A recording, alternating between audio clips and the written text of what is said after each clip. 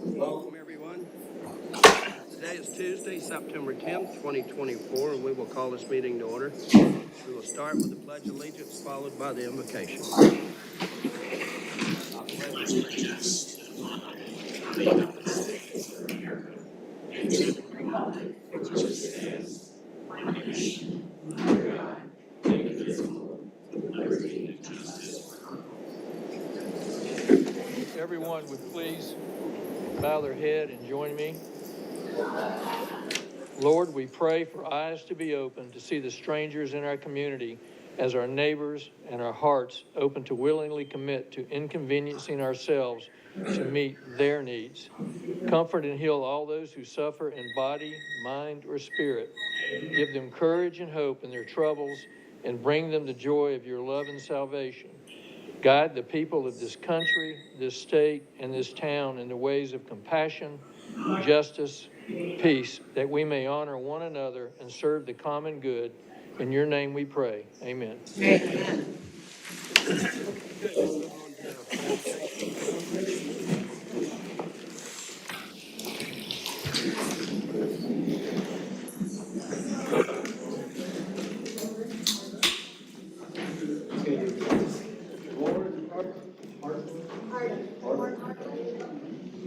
Lord, dear Lord. Okay, so we're going to present this to nobody? What do you want to do? I'll do it anyway. We'll save it here. This is the Turn the Town's Teal proclamation. Ovarian cancer claims more women's lives than any other I never can say that, cancer. It is difficult to detect. Early diagnosis can increase the survival rate as high as 94%. September has been designated as National Ovarian Cancer Awareness Month. Turn the Town's Teal is a campaign to create awareness of ovarian cancer and its symptoms. Teal ribbons will be tied to all Town of Bluffton buildings to raise awareness. I, Mayor Larry Toomer, along with Bluffton Town Council, do hereby proclaim the month of September to be Ovarian Cancer Awareness Month. The Town of Bluffton supports the Turn the Town Teal Awareness Campaign. So I guess we'll save this. See, I got the memo. Y'all didn't get the memo? Ashlyn Elbridge.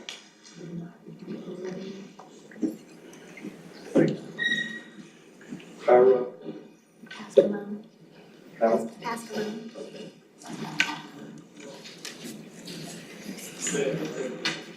Today I want to emphasize the critical importance of raising awareness about mental health in children and adolescents. Many of you understand that this awareness helps dismantle social barriers and encourages early intervention for our youth. Recognizing and addressing mental health issues early on is essential for effective treatment and support. Early intervention not only promotes long-term well-being, but also equips young people with resilience and coping skills to face life's challenges. Addressing these needs effectively reduces the risk of more severe mental health issues in adulthood. In summary, prioritizing mental health awareness and support for our children and adolescents is a vital investment in their future success and well-being. Thank you. All Teens for Healthy youth groups in the area high schools are working to raise awareness and educate their peers about this public health issue. We realize that the importance of not only acknowledging our own mental health, but our obligation to look out for our own community. Mayor Toomer and the Town Council, thank you for issuing this proclamation and for your continued support in promoting awareness about public health issues that not only impact adults, but also the youth of our community. Thank you. Come over here and So, this is National Suicide Prevention Awareness Month. Suicide is the 12th leading cause of death. It is the second leading cause of death for young people ages 10 to 14 and ages 25 to 34. The National Suicide Prevention Lifeline can be reached by dialing 988. World Suicide Prevention Day is today, September 10th, to raise awareness globally. The Town of Bluffton joins the Low Country Alliance for Healthy Youth in raising awareness about suicide, a public health issue affecting all ages and all races. I, Mayor Larry Toomer, along with Bluffton Town Council, proclaim the month of September to be Suicide Prevention Awareness Month. And this is for you guys. You want to get a picture? Yeah. Are you ready? Yeah. I got it. Thank you. It's for long. Thank you, guys. Great job.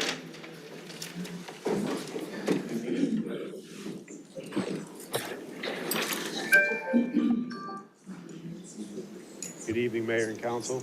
I'd ask both lieutenants come on up, Lieutenant Michelle Mayers and Lieutenant Ryan Fazekas to come on up and be recognized. I'm gonna start off with Lieutenant Ryan Fazekas. Each year, the state of South Carolina sends 8 law enforcement officers to the National FBI Academy located in Quantico, Virginia. After they have very strict guidelines as well as a reviewing process, and we are proud to announce that Lieutenant Fazekas was selected and will be attending the 292nd session of the FBI National Academy. His academy starts in a couple weeks, September 28th, and he will graduate on December 12th. Lieutenant Fazekas will be the 3rd person currently employed at the police department who will be a graduate of the prestigious FBI National Academy. He will train and fellow law enforcement leaders from across the world. The primary focus of the training will be advanced leadership and police concepts. Please help me in congratulating.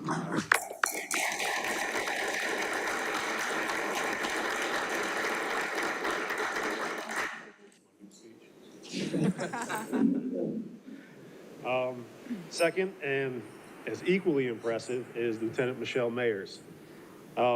This past year, Michelle Mayers was nominated for the 40 Under 40 Award, which is a recognition by the International Association of Chiefs of Police. It recognizes exceptional leaders within the law enforcement agency under the age of 40 years old. Each year, IACP recognizes 40 law enforcement leaders from across the world who have provided significant leadership to their communities and their organizations. I'm proud to say and announce that Lieutenant Mayers was selected to be one of the 40 awarded this year, and she will be going up to Boston October 18th with her 2 beautiful daughters to receive this prestigious award. So help me congratulate.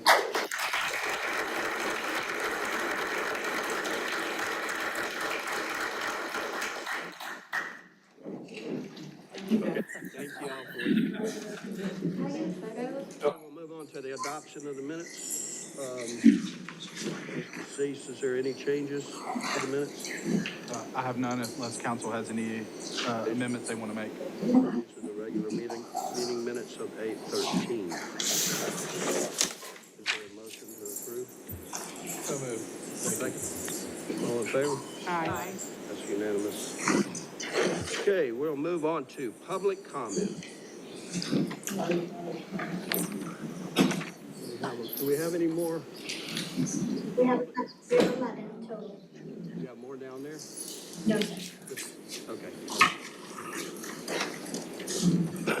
Okay, please listen close while I read our public comment rules, if you want to call them that. During public comment, each speaker is limited to a total of 3 minutes per meeting, regardless of whether the person is speaking on their own behalf or as an agent for others. Meeting attendees may not donate, transfer, yield, or give all or any portion of their speaking time to another person. All public comments are to be conducted from the podium and directed to the town council as a whole and not to any member thereof. All speakers shall be mindful and respectful of those participating in or present at the meeting.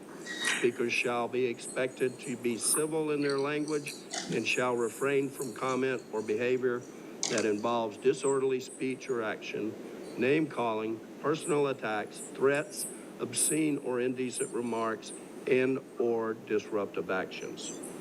All speakers shall confine their comments to issues under the jurisdiction of the town council.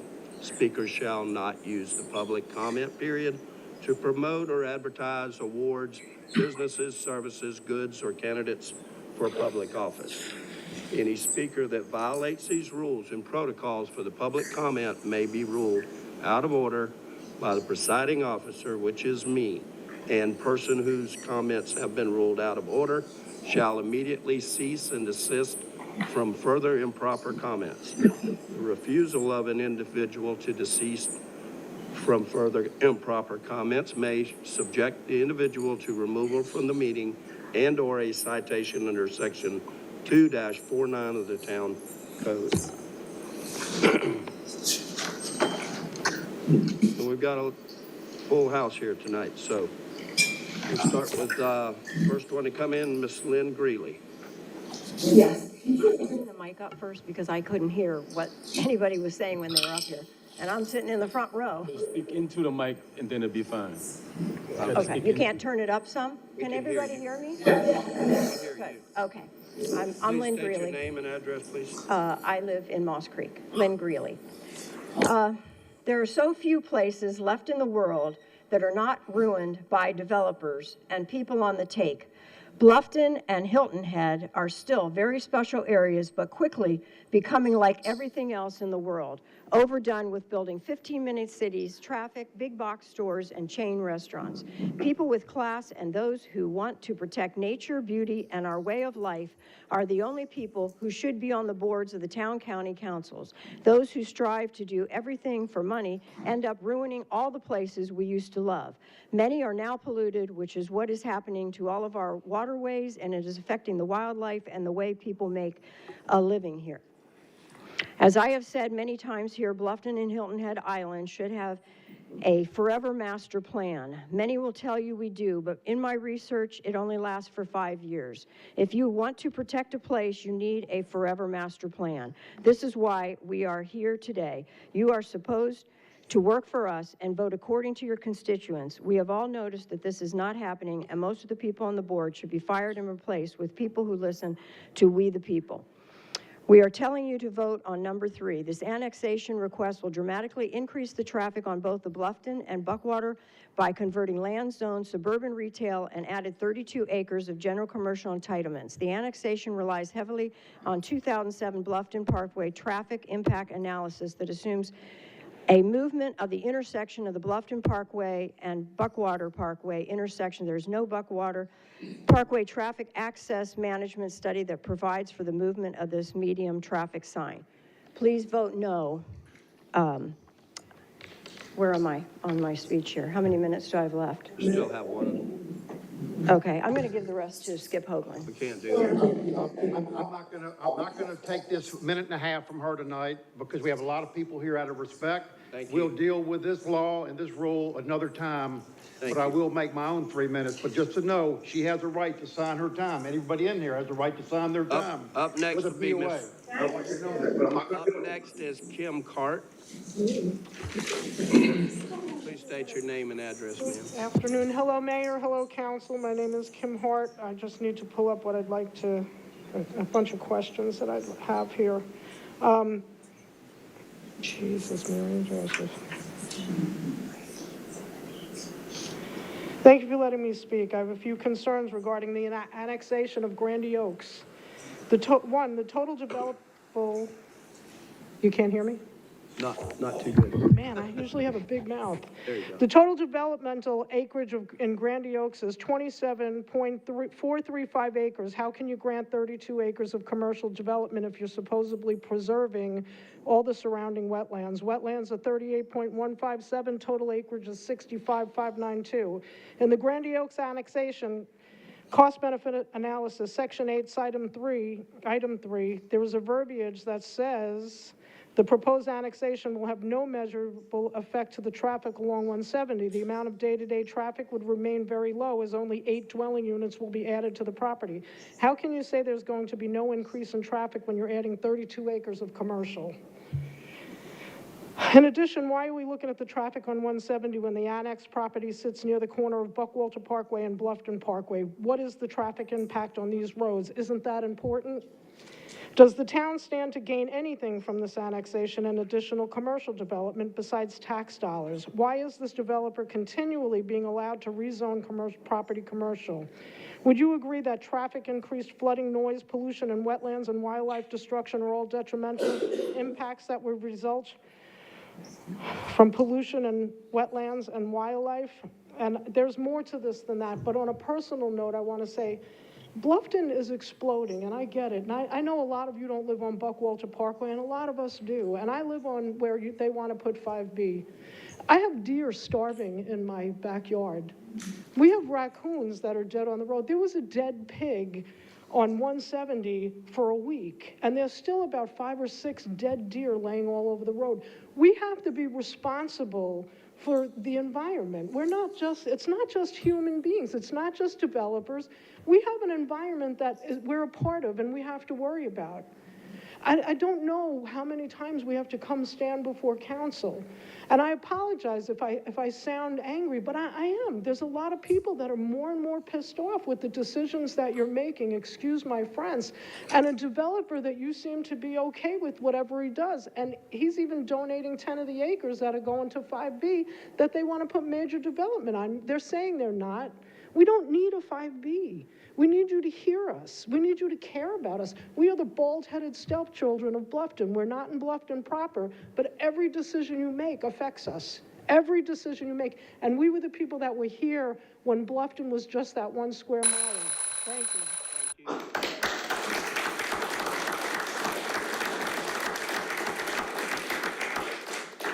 Up next, we have Sean Clark.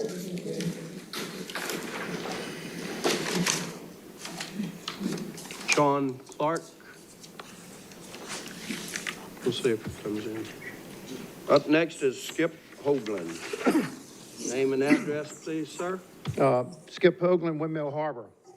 Bluffton, under Salka and Finger dictatorial rule, is like a mini banana republic, a kangaroo court, and a police state wrapped into one. Bluffton mayors are selected, they're not elected. Few even vote in these elections. Town council votes as told. Town managers do as told or they get fired. A police chief told what to do or he gets fired. Sheriff Tanner warned Salka, stop breaking the law or you're going to get your butt sued off. Bluffton Court Judge Bush told how to rule, and he even rules against the rule of law, or he gets fired. Plus, profiting is private Bluffton law practice. The most corrupt, crooked lawyer in Beaufort County is Terry Finger. He's given us all the other finger. Drafted illegal chamber contract. He's a shared dictator with Salka, and now replaced by you, Mr. Toomer, just acting as a puppet. I'll be honest with you, an oyster knows more how to run a town and overdevelopment, and you're an embarrassment for me. Salk is a realtor and lawyer Finger with his private law practice with developer, builder, realtor clients, both became rich from their inside town jobs conflicted for 30 years. Plus Finger overcharged thousands in legal fees, paid with unlimited tax funds. He needs to be investigated by the FBI. These town dictators also tried to put their own official Greater Bluffton Chamber out of business for their friend Bill Miles in the Hilton Head Bluffton Chamber to enrich his pockets with illegal use of tax funds, illegal chamber membership drives using town employees, and a website developed in Canada, hiltonheadisland.org and visitbluffton.org, to sell advertising against the IRS nonprofit tax codes and A-tax laws, robbing taxpayers blind in Beaufort County. Bluffton needs to be rebuilt from the ground floor up, investigated by the FBI, and a forensic audit of this entire town. On Agenda 3 tonight, now they want to annex more land in the town of Bluffton to help the developer, Salka and Finger, stuff their pockets with total disregard for more traffic, destruction to small coastal town of Bluffton, pollution and everything else. Greed always wins. I say vote no. We got Bridget Frazier's shenanigans. We have a police stealing a gun. We have Murdoch $50 million judgments with Salka, with jury tampering. This town is a mess. It's in a taxpayer's crisis. I say enough is enough. And you must always show respect to those who you work for, who address you. We as professionals come here to help you, to guide you. And you don't need to obtain a false sense of knowledge over the professionals that come here. You need to listen to the facts. Thank you.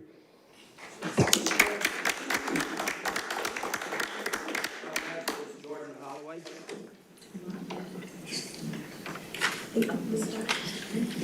Please state your name and address. Yep, Jordan Holloway, 1060 South Innovation Drive. I'm actually here representing the Retreat Grandee Oaks Homeowners Association as a member of the Board of Directors. We're actually not in any opposition to the annexation request and any associated documents. However, we are in opposition to the connection of South Innovation Drive to the Parkway. Our 50-home subdivision does not have the sidewalks or a super wide street width, which currently is not a problem since we don't have any cut-through traffic. But once the connection is made, all other neighborhoods surrounding ours will be using a privately owned street that we have to maintain in the future. To make matters worse, if the 5B realignment of the Parkway ever happens, the light at the end of Lake Point Drive would be removed, which forces all the surrounding neighborhoods to use our street to get to a signalized intersection. As a 50-home subdivision, we do not have the funds to maintain a road that would receive thousands of trips per day, and we're concerned for the safety and welfare of our residents since we don't have the appropriate street section and width to handle the influx of trips. Thank you for your time. Thank you.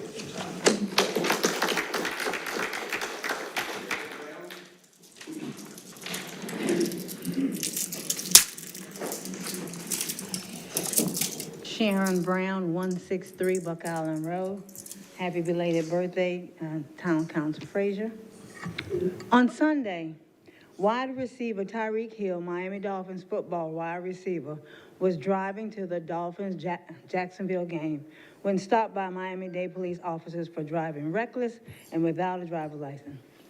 Hill was pulled out of the car, detained, handcuffed, and slammed to the ground, face down, on the pavement for what is considered a traffic violation and misdemeanor in the state of Florida. From this misguided incident, it is sad that the very people we trust to protect our community use such unnecessary force and hostility toward people of color. It is also heartbreaking and aggravating to watch police officers around the country, including some Bluffton officers, take advantage of their power and authority wrongfully when they stop people of color. Which leads me back to the numerous over 5 emails that I have sent for the community request to have a person public community meeting with the chief of police to discuss police protocol when it comes to traffic stops, arrests, use of force, and citizens' complaints. How are these incidents supposed to be handled per town department policies? One would think that the town police chief would want to be open and eager to educate the community and parents regardless of color or socioeconomic backgrounds. The police department and town managers should not get to pick and choose which community they will meet with to have a public conversation. Town council, town manager, and town chief of police salaries are paid by all taxpayers in the town of Bluffton, regardless of race. In 2020, the report by the Citizen Task Force for Law Enforcement Accountability showed that the disparity that exists in the Bluffton Police Department's 319 arrests compared to the town's racial makeup, which was black residents, were 1/3 of the Bluffton police arrests, but only made up of 7% of the population. Blacks made up only 7% of the population. To fast forward to 2024, I wonder what percentage is now. There are numerous reports from residents that have been stopped by police department officers for misdemeanor traffic violation, felt either mistreated, the arrest was unnecessary, amongst others concerns.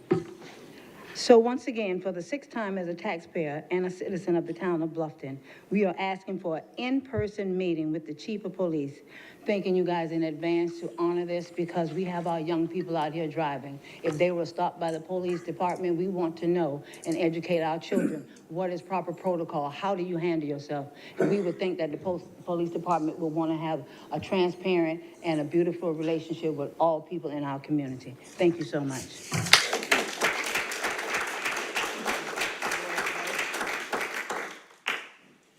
Joy Coe.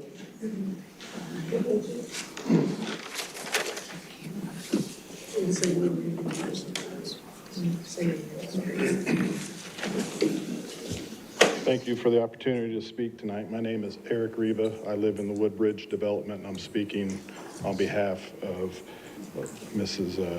Cole. I don't know how to say her last name. She couldn't be here tonight. We're going to allow that, I guess. Speaking on behalf of someone else? Louder. Yes. She couldn't make She it. could not make it. She was scheduled to speak. She asked if someone could read it for her. You're reading something that someone else has prepared? For a resident, yeah, it's for us. Thank you. Absolutely, and that's legal. Remember that. And I'm here as a, Can you reset the time, please? Thank you. I'm here as a resident of Woodbridge and a director on the Woodbridge HOA as well, and so have a few questions. Who is paying for the necessary infrastructure like police, fire, emergency services, et cetera, that will be needed? The original PUD for Gandhi Oaks, which had 423 acres, only featured 121 acres of commercial. This is 28% of the total acreage. Why are we allowing the proposed 65 acres annexation to be 100% commercial? Have traffic impact studies been done to consider the increased traffic, including large truck traffic from the commercial property allowed within the annexation? In rezoning this to neighborhood center from suburban living, green space is encouraged. Are you going to preserve any green space to offset some of the environmental impacts from the development?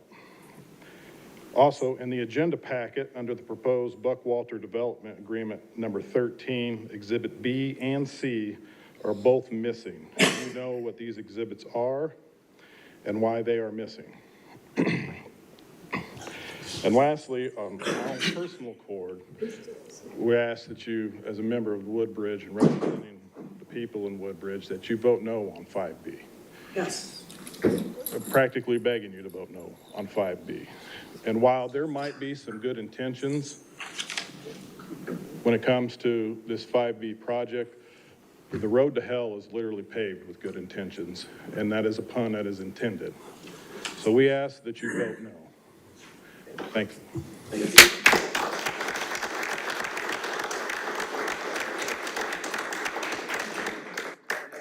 Danny Thornberry.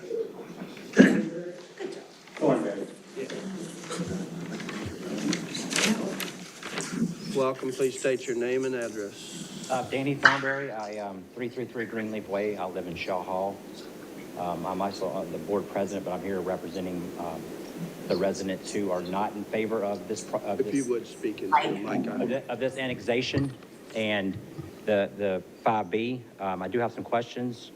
You are incorporating the Bluffton Access Management Plan Phase 4 into the development annexation agreement. This will add 4 more curb cuts with additional lights to the Bluffton Parkway. Won't this make traffic worse on the Bluffton Parkway? Given that the existing parkways are county-owned and operated, shouldn't actions that affect these roads also be approved by the county? In the access management plan, the existing dogleg at the towns of Buckwater is going to be removed. Have the towns of Buckwater been notified that they're going to lose their light? Who's going to pay for the light relocation? The access management plan does not assume increased traffic from the annexation. Shouldn't the traffic study that is used assume the annexation? Why is Grand Oaks getting preferential treatment in the types of commercial development that they can have? Do developers usually pay for infrastructure costs needed to enable development of a parcel of land? Will this be the case if 5B is built? Why is there no traffic study with the new proposed infrastructure and increased development rights opportunities that 5B necessitates? The 2007 Bluffton Parkway Access Management Plan assumes 5B. Should this be ignored since it shows 5B, which has been repeatedly disapproved?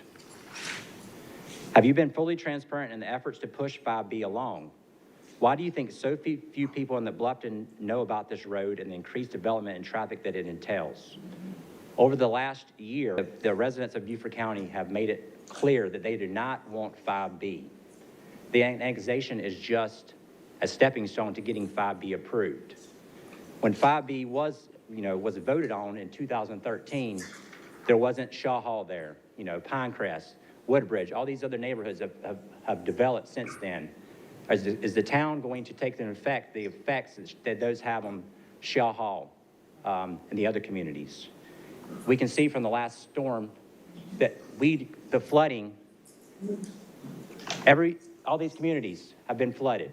How can more development be handled with more, getting rid of our wetlands? I think that the town should really consider voting no for annexation and ultimately voting no for 5B, because the residents of Beaufort County have shown that they do not want 5B built, and they do not want the annexation to help one developer. I think if the developer wants this road to be built, he should build it himself. Thank you.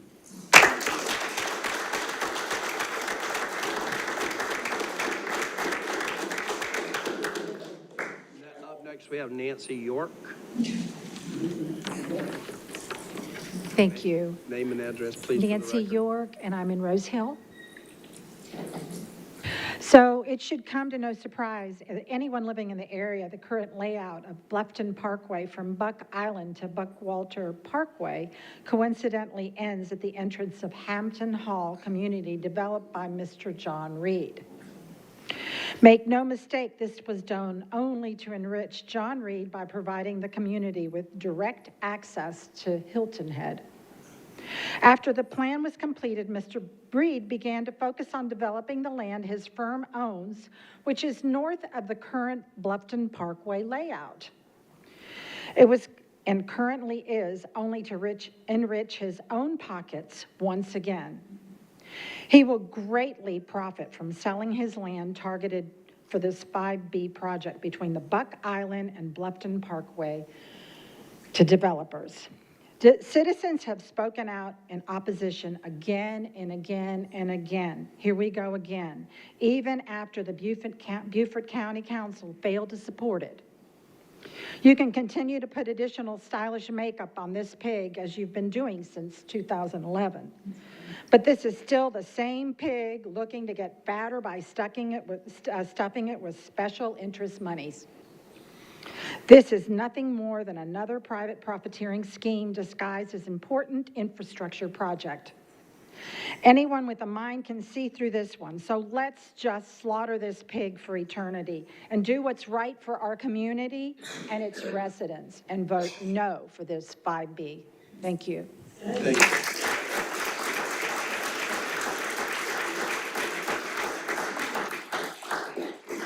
Up next, we have Derek Bolden.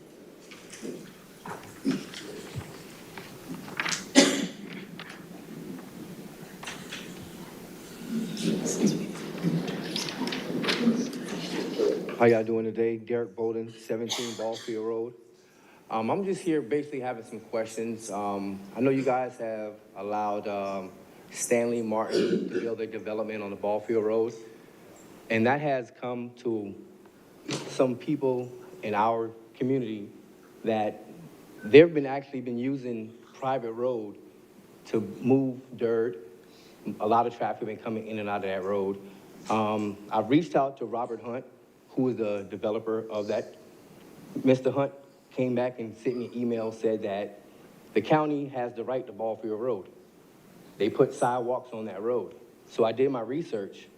The town doesn't have the right to that road, and the county does not have the right to that road. No one has shown me any documents that they have rights to that road, but they're still allowing that developer in that community to use private property as an access for their road, which we don't believe on Buck Island Road or Ballfield Road that is right to us.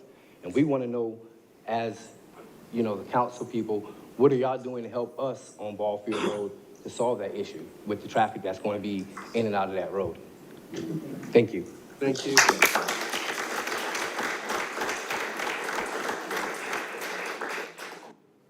Next, Frank Barbera. I can't say anything close.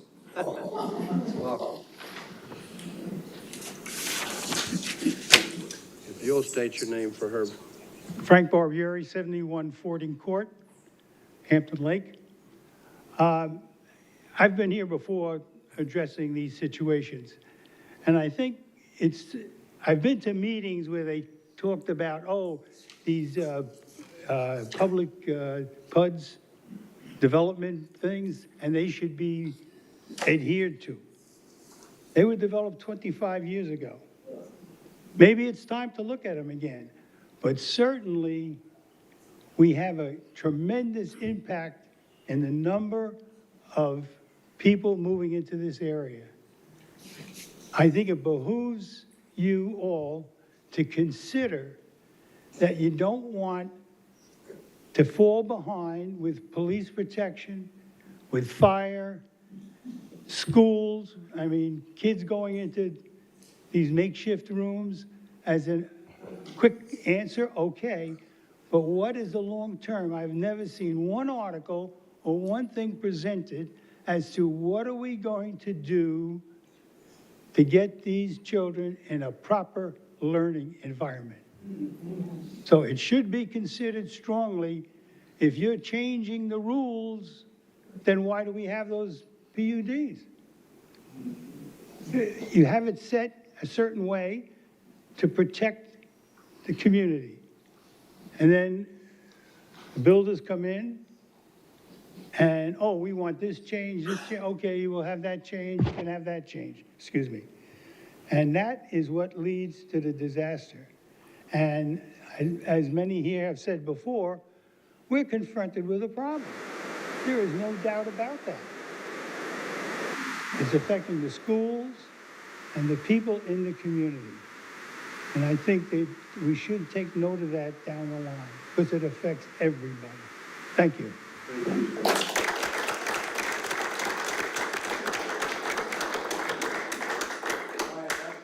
That concludes our public comment. And we'll move on to communications from mayor and council. Mr. Wood. Thank you, Mayor. I don't normally prepare a comment, but I did this evening. And before I begin, let me clearly state, I speak for no council person at this table. My views are mine alone. I wanted to speak briefly regarding the concerns some of you have with 5B. This municipality, like each of the ones in Beaufort County, was approached about support for the transportation penny sales tax referendum. The history of 5B goes back to 2006, when it was supported by another transportation penny sales tax, which passed with the support of the voters. It would take too much time to go through the whole history of this road between Bluffton and Beaufort County. In the last year, originally, 5B was supposed to be part of the new transportation tax discussion. As we know, without discussing with our council, Beaufort County Council withdrew its support for political reasons. Excuse me, sorry. Sitting my hearing aids. I'll try to go on. So anyway, thus the county decided to dictate to the town it was removing its support in hopes that removing it may help the 2024 referendum pass. There was supposed to be a joint study to determine if 5B was warranted. The county decided it was in their best interest to not know the answer to this question. With this said, the town decided to fund a professional study of 5B so we could garner the facts to determine its viability. A study not of political pundits or naysayers, but those who can speak to the question in a professional, technical sense. To my knowledge, no one on this council has voiced an opinion for or against this road. For those of you old enough to remember the detective on the TV show Dragnet, he used to say, "Just the facts, ma'am, just the facts." That is all I want. While the county and the town of Bluffton do many great projects together, this is not one of them. This town council does not represent districts or precincts. We are all elected at large, and we equally represent our 40,000 citizens. When the study comes back, it will be shared openly with everyone in our town. While I have many friends on Beaufort Council, they have a right to do what they have chosen to do regarding the referendum, even if I disagree. The 5B study that our town has chosen to conduct will come out after the November vote. It is due by the end of the year. The more information that we all have, the better decisions we all can make. I cannot in good conscience vote for a penny sales tax without knowing anything or everything needed to make an informed decision. My preference as a voter is to wait another 2 years, give the new administration time to become acclimated to its new role, take this time to build some of the projects from the 2018 transportation referendum the citizens have asked about, Use this time for the county to regain the trust that it has egregiously lost, and be patient and allow the 5B study to emerge so you and I can share just the facts. It will be made available to everyone. For these reasons, I will not be supporting the 2024 transportation penny sales tax referendum. Thank you. Thank you, Mr. Wood. Mr. Frazier? Thank you, Mayor Toomer. I do have two things. I wanted to first thank town staff, especially Lindy and her team, for an amazing inaugural concert series that we had last week. It was a great turnout, a great event, great participation, and I look forward to celebrating with many more. And those who did not come, please stay tuned for the next one. You definitely would enjoy yourselves. And just wanted to read or add an admonishment to all of us in terms of, there's a climate that's been going on in our community abroad, and we all have a responsibility and belong to this community, and just wanted to offer some sentiments for us to think about. I just wanted to implore those who are present and those watching online that government should never be managed through hysteria, misinformation, and fabrication. To sow mistrust in government without merit, finding it to blame for every problem, but never looking to it for solutions, is a way to ensure the destruction of a balanced community in a progressive, equitable society. Keyboard warriors and cyber bullies offer no rational solutions to solve the issues plaguing our community and are hardly ever present when it's time to fix them. I implore my colleagues and all community leaders, as well as residents, to lead with facts, foresight, and the collective well-being of everyone in mind. To never lead with fear, hate, and the opinions of factions. Government works when everyone works together, when we're all informed with the facts for ourselves and not easily persuaded by sensationalism and the opinions of others. If you don't know something, seek the expert for the answer and not the person who will confirm your inaccuracies. Convenient outrage on the issues only you care about, but audible silence on the ones you don't, are contrary to anyone's desire to do what's right for the entire community. We welcome the presence of citizens not only at town council meetings, but public workshops, planning commission meetings, and anything else. Being loud doesn't make anybody right, but being factual, responsible, and informed does. And anything that comes across council, we also don't want anyone to undermine the work of staff, and I do commend them for the time and effort they, along with our commissions, put into preparing information that keeps us transparent. So it might be a 1,000-page document or a 40-page document. The information is there, and everyone here has made themselves accessible, not only on issues that we may see today, but anytime you want to know something, we should never be afraid to seek them out to get those answers and avoid just giving in to sensationalism, because it does not help any of us. If you want to know something, please seek out the facts of the matter before you make an informed decision. Thank you. Thank you. Ms. Turner? I'll be very brief because I know that we have a lot to talk about tonight, but I want to thank you all for coming. I think it shows how much you truly do care about our community. And so thank you for being here, and I would just encourage you to stay involved with this. I think that there has been a misrepresentation about what we are actually talking about tonight regarding 5B.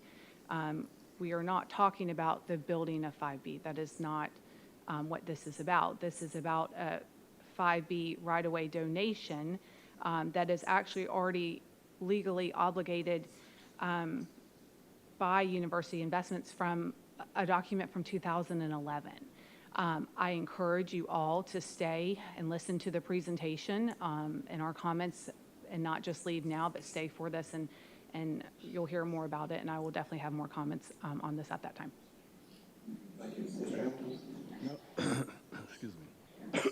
I also want to thank you all for being here tonight and to share some of your concerns. Unfortunately, you came the wrong night. You're not talking about 5B. So yeah, it's unfortunate that you were given the wrong information, and if I may apologize for our staff or our town manager not putting that out in the open once we found out that we knew you were coming. So I wish they had put that out that we are not talking about 5B tonight. 5B is really not a Bluffton Town Council main agenda totally. I mean, totally, we have no desire as a full council to say 5B is something that is definitely going to happen. I echo the sentiments of Councilman Wood, that as the study is being done, and we all should be a part of how that information is disseminated, because we want to make sure your thoughts is included in that study. There's so many moving parts to how we grow as a community. And when we combine all of our thoughts and our needs for a community that's vastly growing as Bluffton is, we deserve to have facts, not scare tactics, nor what happens in your back door. It has to be an effort that supports the greater need of all of Bluffton. And all of Bluffton is not here tonight, but you can help get that information to the right people that are involved, such as the county, who is supposed to head up the study, as well as all of the leaders here tonight. Now, it's important, and I can't express this enough, it's important that you stay involved, keep your hand on the pulse, and let's all make sure that we do the right thing for all of Bluffton. I also want Stephen and Heather to get with Derek Bolden to discuss Ballfield Road. He's been asking about this for months, and at this point, we have enough information to share with him, right, to get him on the right track, right? So Derek, our town manager here is Stephen Steese, and Heather right there should be able to give you the support that you need. Thank you for your time. Thank you, Fred. I just want to start by saying thank you guys for coming out. It's a lot. I feel a lot more accomplished when I have people expressing their opinions, whether we agree or not, on issues. We need your voices to help us do a better job. There's not one person up here that, as we may hear, we're liars, we're thieves, we're crooks, we're getting rich, we're stealing people's land, forget it. That is just totally untrue bull. Come up with solutions and help us realize that if your property has rights for you to do, I mean, if you own a piece of property and you're paying taxes on it and you want to build a greenhouse or a pink house, who are we to tell you that you can't utilize your property if it's in the proper zoning and if you go through the proper channels? So we can't legally stop, and nor would I want to be a part of controlling people like that have a by right to do something with their property. May not be where we want it to go, but that's our tough job. It's tough. Sometimes we have to agree to things that we don't like, because all it's going to do is end up in a lawsuit, and we'd be spending taxpayers' money, fighting a lawsuit instead of building a park and putting in playgrounds. So stay involved, speak your mind. I'm wide open to listen to anybody as long as you're civil. I'd love to hear your opinion on any issue that you'd like. So, again, thanks for being here. Now, we'll move on to formal agenda items. Consideration of an ordinance authorizing an economic development incentive agreement between the Town of Bluffton and Reed Commercial Partners. Second and final reading, Mr. Forster. Good evening, Mayor and Council. As you mentioned, this is second and final reading. As a reminder, there are two different motions in this, so we'll go over each motion individually. There was only one comment for change from the first reading, and that was from Councilman Wood regarding making sure that the grant agreement had a provision in there that specified that they would only get a percentage of the grant based on the percentage of lease space that falls within the eligible businesses according to our ordinance. So that has been added to the grant agreement. And with that, if you have any questions, I can answer those. Discussion? Do we have a motion? I make a motion to approve second and final reading of an ordinance authorizing the town manager to enter into an economic development grant agreement between the town of Bluffton and Reed Commercial Partners, LLC, for the Raider Drive Commercial Flex Building Development. Second. All in favor, say aye. Aye. Moving on to consideration of ordinances related to the property owned by Mayor Grant. Timmer, we have the second item here. Oh, where's the second one?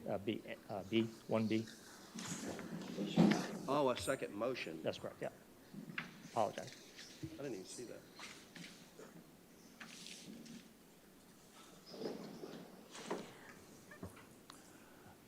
I make a motion to approve the second and final reading of an ordinance authorizing the town manager into an economic development grant agreement between the town of Bluffton and Reed Commercial Partners, LLC, for their offices at Hampton Lakes Development. Second. Any discussion? All in favor? Aye. Aye. Thank you. Now we can go on to item 2. Consideration of ordinances related to the property owned by Grandy Oaks LLC and University Investments LLC, consisting of 65.592 acres more or less, located at the southwest corner of the Buckwalter Parkway and Lake Point Drive intersection, and to the west of the retreat at Grandy Oaks, and bearing Beaufort County tax map numbers R600-029-000-0014-0000 portion, and R600-029-000-2410-0000. Mr. Icart. Mayor and Council, if I could, before Kevin starts his presentation, I did confer with counsel for the applicant today, earlier today, and they have confirmed to me that they are reducing their request from commercial acreage from 32 down to 28. So I believe I've shared that information with Kevin. I know council is generally aware of that, but I wanted to confirm on the record that they have indicated that that is their request at this time. Great. Thank you, Mr. Finger. Thank you, Mayor and Council. We are here this evening this is for the first reading of the annexation request. And just I want to make sure to keep everyone in a holistic view here. There are a total of 6 different applications.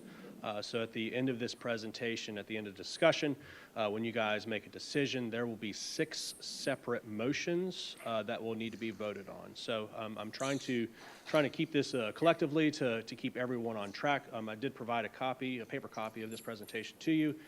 That way, in case you need to make any notes, feel free to do that and let me know if you have any questions.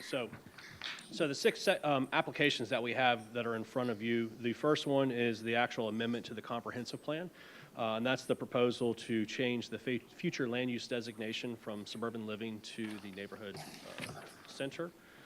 The second one is the text amendment to the Buckwalter PUD document. And what that does is to actually create a new land use tract, which will be referred to as the Grandy Oaks Commons land use tract. After that is the actual annexation request, and that's the subject properties that has been described beforehand. From there is the zoning map amendment, and what that does is, and I'll explain in a little bit more detail, is to physically change the map to show these properties being incorporated into the town limits and the part of the PUD. From there is the development agreement, and in the development agreement is to the designation of that Grandy Oaks land use tract, the additional 28 acres, while it says 32 on here, as just stated, it would be 28 acres of general commercial rights. And then the final application is to amend the concept plan, and that is to include the land use tract as well as the acreage onto the map itself. Additional background information, as stated, is the 65.592 acres, 27 uplands, 38 wetlands. That's currently in the county. Right now, it has a cell tower on it. That's the only use that's on that property. From a vicinity map here, you can see the properties are, I would say, highlighted or shaded gray color and outlined in red. Aerial view here, you can see outlined in yellow, just where the property is located. This is our boundary map. Again, during that rezoning process portion of it, that mint green color would then come down and incorporate into those two parcels. Additional background information, the property is currently in that Grandy Oaks PUD. These are some of the uses that are currently allowed in that village commercial under the B1. Here's a copy of the master plan for Grandy Oaks. Again, you can see the commercial village properties, the ones that are being requested, are highlighted in red. One of the questions that had come up during this process was what are the current rights that are in Grandy Oaks? So as you can see on the one side, we have Grandy Oaks current development rights. For residential units, there are 53 residential units. It's our understanding that Mr. Reed, who currently owns those, or excuse me, University Investments, they're proposing development on the, I call this almost an orange-looking color where it says Parcel C. He is proposing to develop that property, which is currently unincorporated county. We have no jurisdiction to it, and those are rights that he currently owns. Also, as of right now, he has the 28 acres of rights for the village properties, that what we're referring to right now.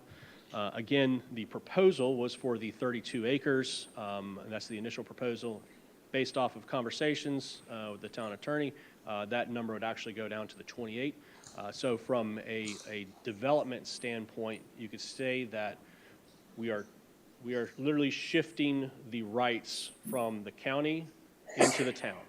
So it's not more, it is what's currently allowed in the county would then shift into the town. Sorry. Again, the proposed zoning is that Buckwalter PUD. The creation. Excuse me, Yes, sir. Sorry, don't mean to throw you off. No, sir. Go ahead. With the exception of the 53 units duly noted, that, they could have came into the town, but we chose not to bring it into the town, and it stays in Beaufort County, and I believe it's actually getting ready to take place. Yes, sir. Okay, in Beaufort County. That's my understanding. Just a Yes. line there. Could have went one way or the other. Yes, sir. Thank you. As we stated, this is going into the Buckwalter PUD as its own land use tract. So it's similar to the Buckwalter Commons land use tract. And I'll go into a little bit more detail regarding some of the uses associated with this tract. Again, they are proposing the 28 acres of development rights, and no additional residential development rights are being proposed in this request. Land use map, I've just kind of hash marked the area that's being proposed. That would be the neighborhood center. The concept plan, so this is obviously one of the items that will be voted upon. So this plan, as you can see, it's cumbersome. There's a lot of information on here. So what I've done is kind of highlighted here. You can see the area with the hash mark that would be representative of the Grandy Oaks. That's the total of the 65 plus or minus acreage. As you can see, the underlying colors there, you have the red, so that's that general commercial upland acreage, and then the green is the wetlands acreage.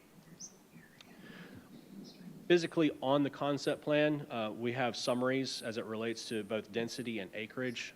So I've highlighted here in red where you can see the additional acreage under the density summary. It says total acres 65.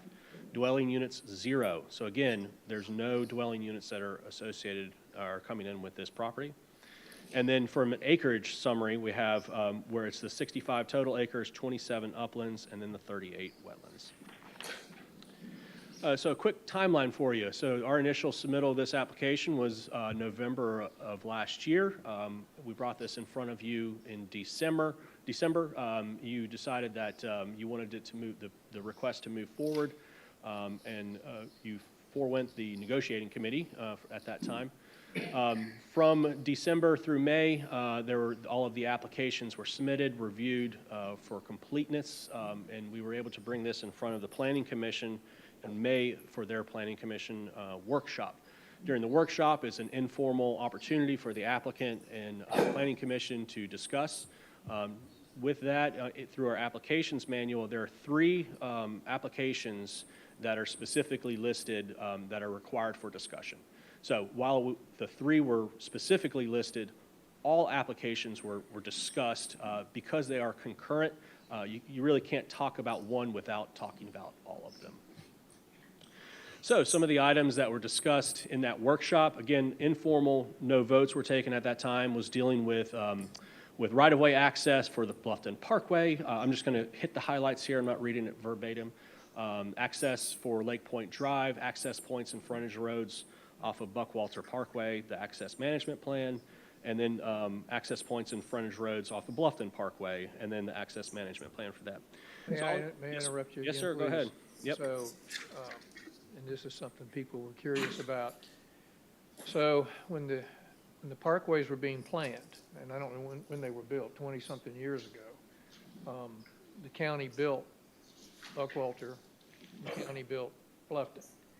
During that period of time when all of this was planned, the access management plan was put together by Beaufort County. There's always been a plan in place, and they've based traffic lights on a distance. They base them like at 2,800 feet or something like that. Otherwise, you just get total congestion if you pop traffic lights everywhere. That's a county plan, and we've abided by that. And some of the traffic lights, for example, may be in places they were never intended to be permanently. So some of these changes are going to be made. So Actually physically made changes to the plan from workshop to the public hearing.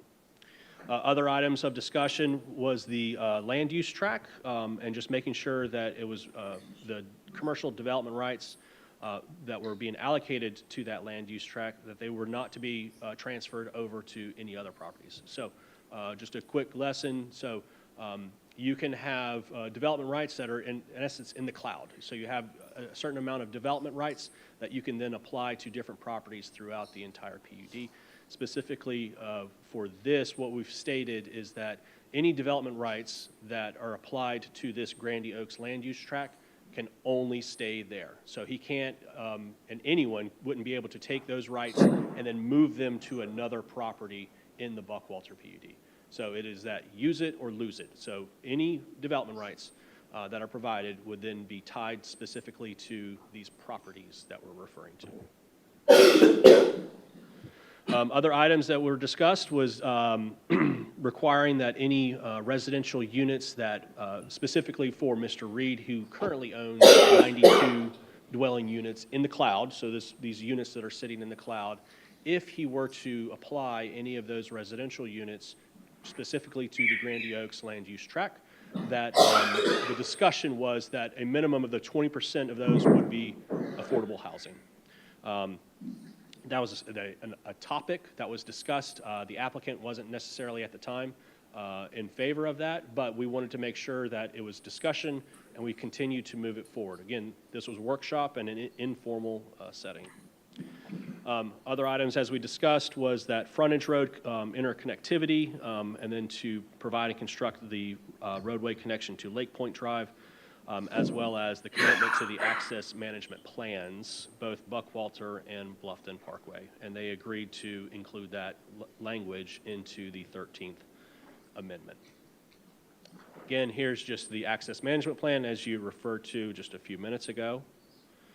These are some of the connection points we wanted to ensure to make sure that those were dedicated. Then we went to the actual public hearing. So on July 24th, the Planning Commission held another meeting. This one was for them to actually take public comment as well as to make a recommendation to Town Council. At that time, all 6 of the applications were being reviewed, discussed, and providing recommendations.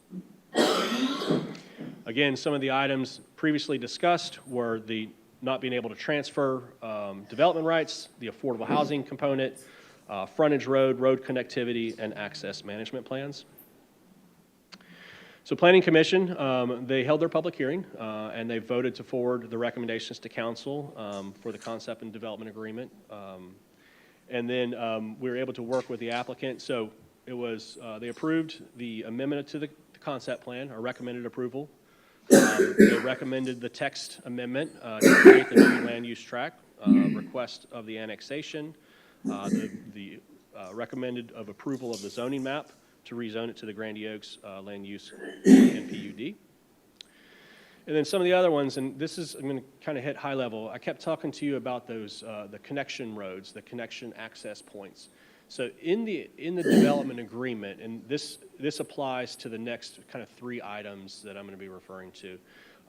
The applicant gave a very high level discussion of, yes, we will take care of that. We will do that. From a conceptual standpoint. On the staff level, what we need is we need a little bit more technical review to it. So while they agree to doing all of this, we need to have verbiage that's specifically in the development agreement that clearly will identify and detail how these commitments are being made. So road widths, not necessarily the exact location of where the road is going, but the road widths, who's committed to it, who is going to be constructing it, who's going to be maintaining it. So high level, yes, they agree to this. We just need more detail that's provided. So this one was this finding was specifically for the connector road. This language is consistent with that future connector road from Bluffton Parkway to Lake Point. It's just to make sure that they are providing more detail in the development agreement of how this will work. I have a question on that, Kevin. Yes, ma'am. And that was one of the questions we addressed. With the connector roads, and as you're looking for more clarity there, is that something that's going to be detailed in a phased approach in terms of like when we know when those connections will take place, opposed to we look right now and it just says as development progresses, will we like be able to pin it down? That's the language that we want to see. Okay. Yes, ma'am. Yep. Yes. Again, same thing with the access management plan. This item, what we wanted to do is to make sure that both the Bluffton Parkway Access Management Plan and the Buckwalter Access Management Plan, they included a statement as amended. And what that does is to make sure that it's not a snapshot in time of when that plan was adopted. They're all living documents. A lot of the documents that we have are living documents and are amended from time to time. So if these access management plans are amended, that whatever those amended documents are, they are still bound by following that amended document and not necessarily one that was approved in 2024. Again, this is dealing with those 3 connection points to make sure that any triggers of construction, the widths, the locations, we just need the clarity to know where they are going to be placing them.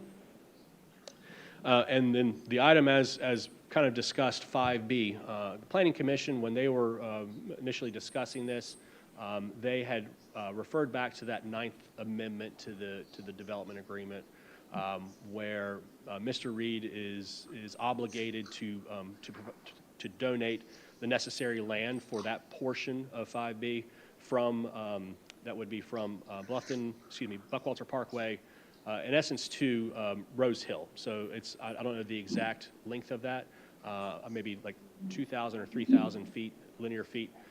But what they wanted to do is more of an acknowledge and affirm that the 9th agreement is still binding. And as discussions that we've had, yes, that is still a legal binding requirement at that time. So as of right now, that's not the issue. And again, this was an item that was discussed and is not necessarily a conditional requirement. So if you so choose to move forward, this item does not need to necessarily be in that 13th Amendment. Again, this is all the information that was in the staff report as discussed, which is almost a moot point at this time.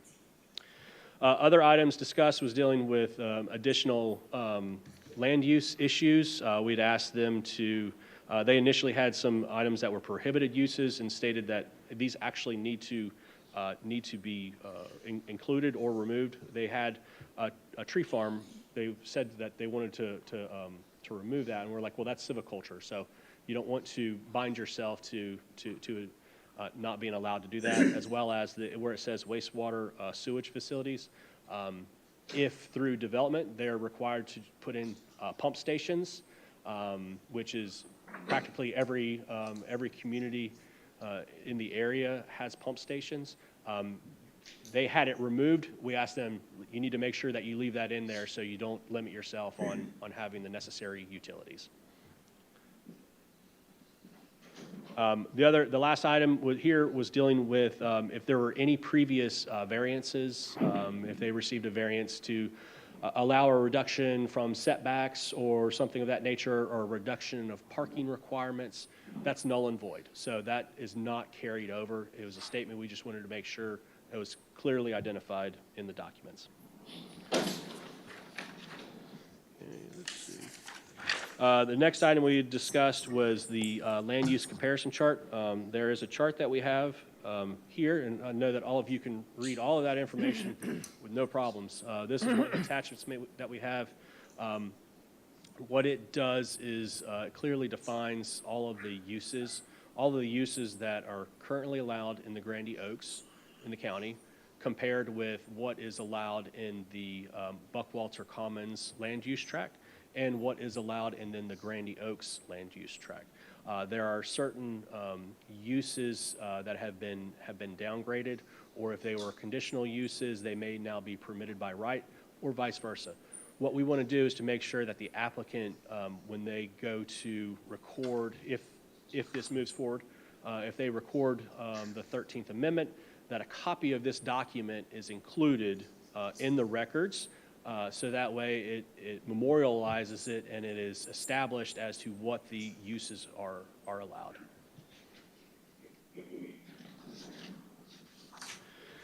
The next item of discussion was specifically dealing with the affordable housing component, where, and as we've stated, that any residential units that the applicant has currently in his cloud, the 92 units, if he decided to develop the site with a residential component associated with it, any of them that come into that Grandy Oaks land use tract would be subject to that 20% affordability. So in simple terms, if he were to bring 5 units in, one of them would have to be an affordable unit. Kevin? Yes, sir. So we've been involved in this scenario before over at, near Sun City with a project over there. I'm trying to think of the name of it. Thank you, Stephen.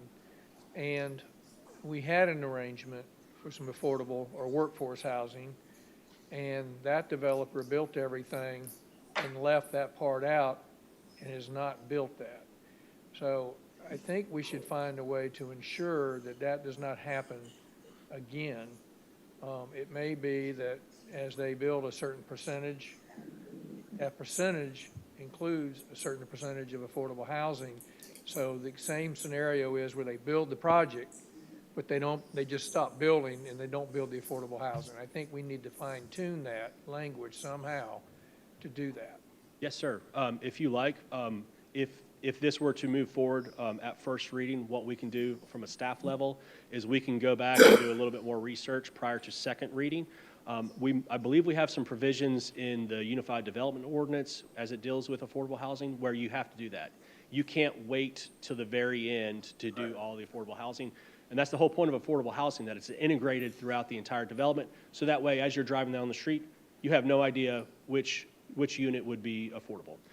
So what we can do is make sure that if we don't already have the language associated in the UDO, we can include language at this point to kind of phase that. Thank you. Yes, sir.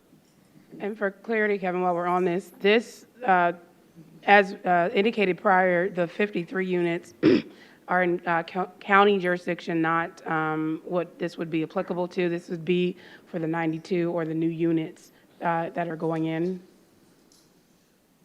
If the applicant were to use the 92 units that he currently owns in the Buckwalter PUD. So the 53 units in the county, not associated with that. So it would just be anything specifically in the land use tract that's in that hash mark of any units that he has. Now, he could also acquire additional units. So while he has 92 at this moment, doesn't mean that he couldn't have more, but anything that goes into that land use tract would be regulated. But if he was to get more from the bank, he would have to come to town council to receive that. Your bank. Our bank. Your bank. There are other individuals in the Buckwalter PUD that have residential units. It's a commodity. It can be, you can buy it, you can sell it, you can trade it. Right. And one last question. I don't mean to drag this out on the 20% affordable housing. And this document was so long, I can't even tell you how many hundreds of pages, but have we clarified exactly what affordable is in this document anywhere? We define it in our Unified Development Ordinance, and I'm happy to include it in this document as well. Thank you. Yes, sir.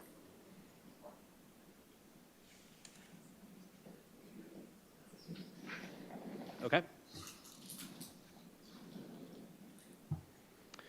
Okay, next up we have, so both Planning Commission as well as yourselves are to use the various review criteria that are listed in our Unified Development Ordinance. I do have, those are in your staff report. I'm happy to go over any specific one of them, but what I've tried to do here is to condense this down. Specifically for the comp plan, the review criteria all are met.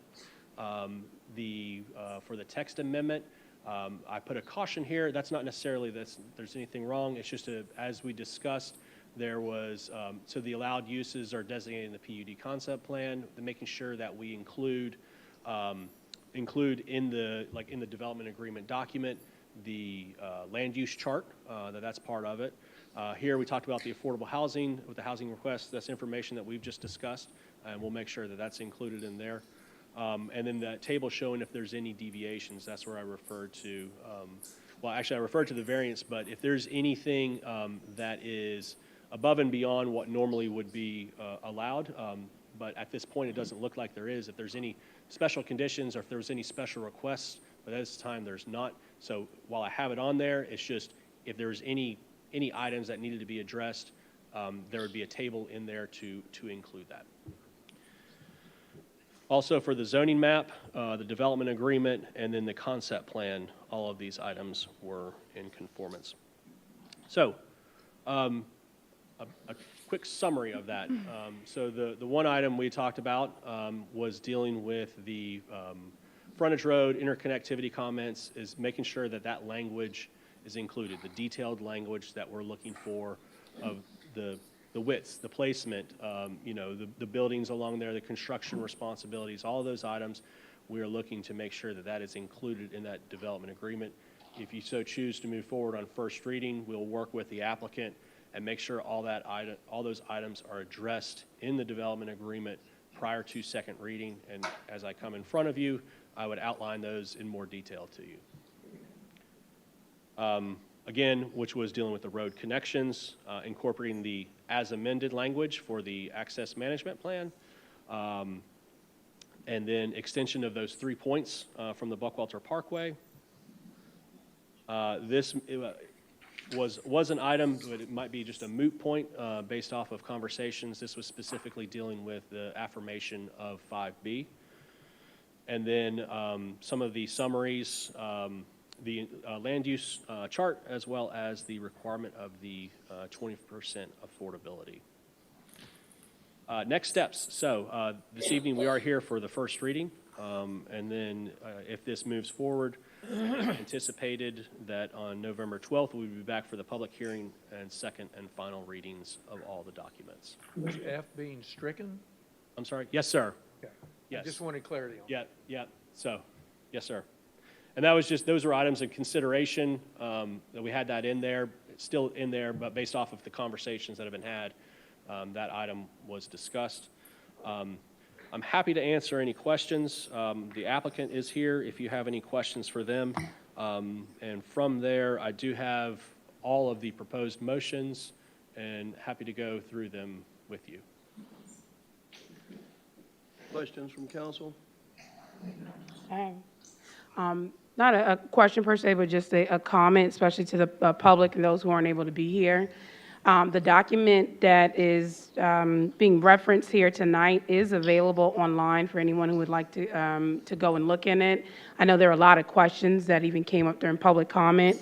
Staff did a really good job in terms of answering and getting a lot of those responses in terms of will the development trigger a need for additional emergency presence or police officers, even getting down to what will be the allowable uses for commercial spaces.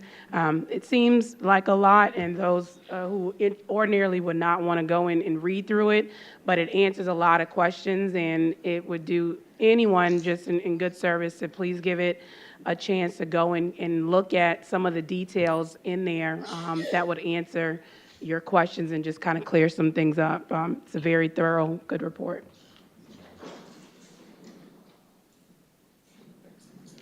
I have a few questions. Oh, go ahead, I'm If sorry. that's okay. I don't take an annexation request lightly. I believe that we have one shot at getting this right, and I think, so I do have a few questions and then a few comments after that. I want to stress that this land is going to be developed one way or the other.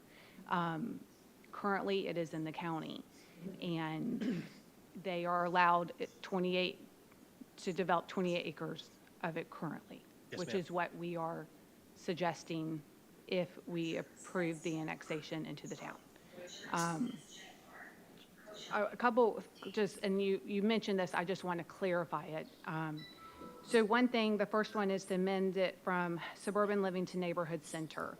And that is just to be in line with what the current county zoning is. Is that correct?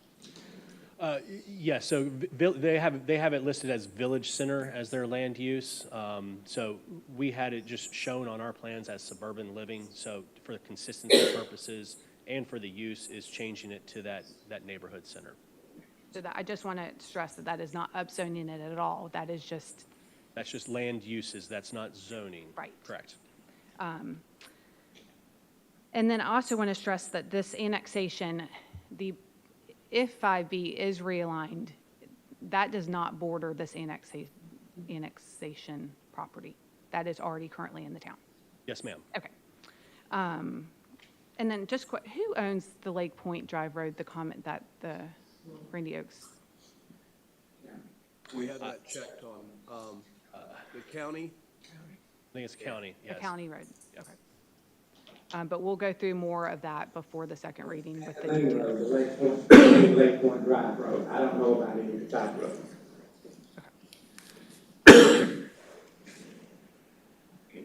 Ultimately, I do believe that this annexation request is probably best for our residents. I believe it gives us control over what goes there versus if we left it in the county. But I do have a few conditions that I would want met in order for me to support this annexation.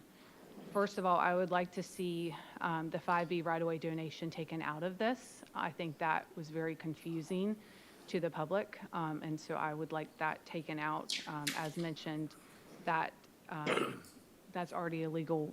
He's already legally obligated to do that. So I would like to see that taken out. I'm happy to get us down to the 28 acres. That was going to be one of mine, which again, by right, he is already allowed to do in the county. And so that we are not adding any new development. And then I would like to see the remaining wetland acres put in some sort of conservation easement or have a deed restriction on it to protect it from any future development. And so for me to support this, those would be my 3 conditions. Thank you, Ms. Manning. Mr. Hamilton, any questions?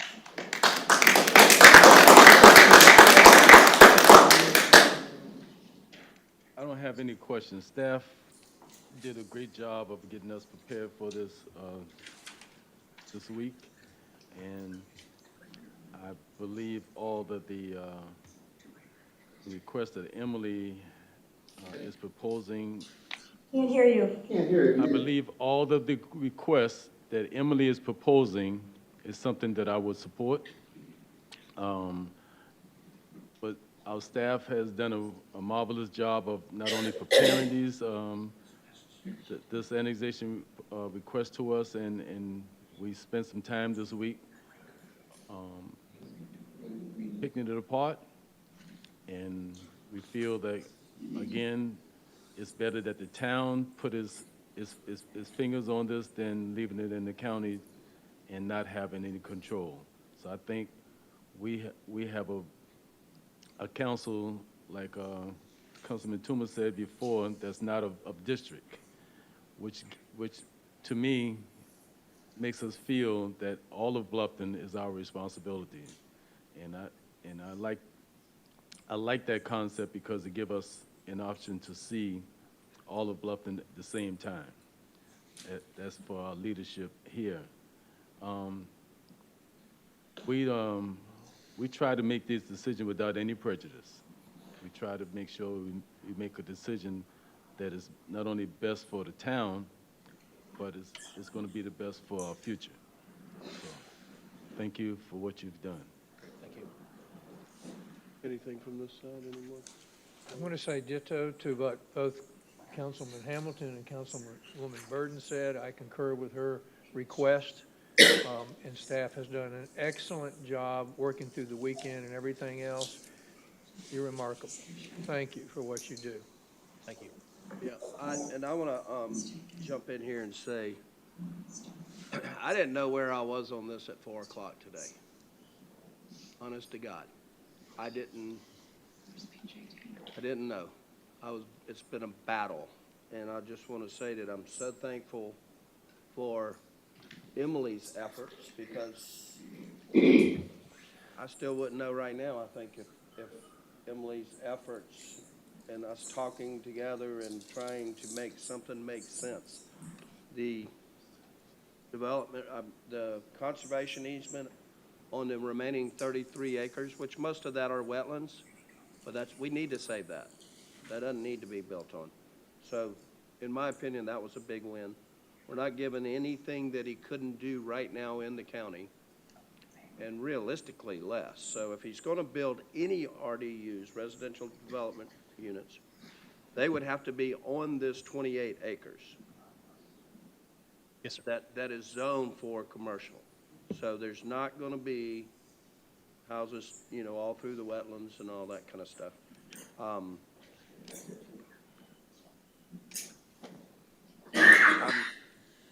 We'll see how council votes. But y'all did a great job too. I didn't tell you that yet. Thank you. Thank you. I have great staff that assist with this. If you so choose, I do have proposed motions for you. Again, there's a total of 6. So the first one is located up here for you. Kevin, is this the shortest one? Yes. Make this motion. Actually, I think number 2 is the shorter. A lot of zeros. May I proceed, Mayor? Yes, you go right ahead, sir. I move to approve, well, I'm asking now, are there conditions? With conditions? For number 1, no, sir.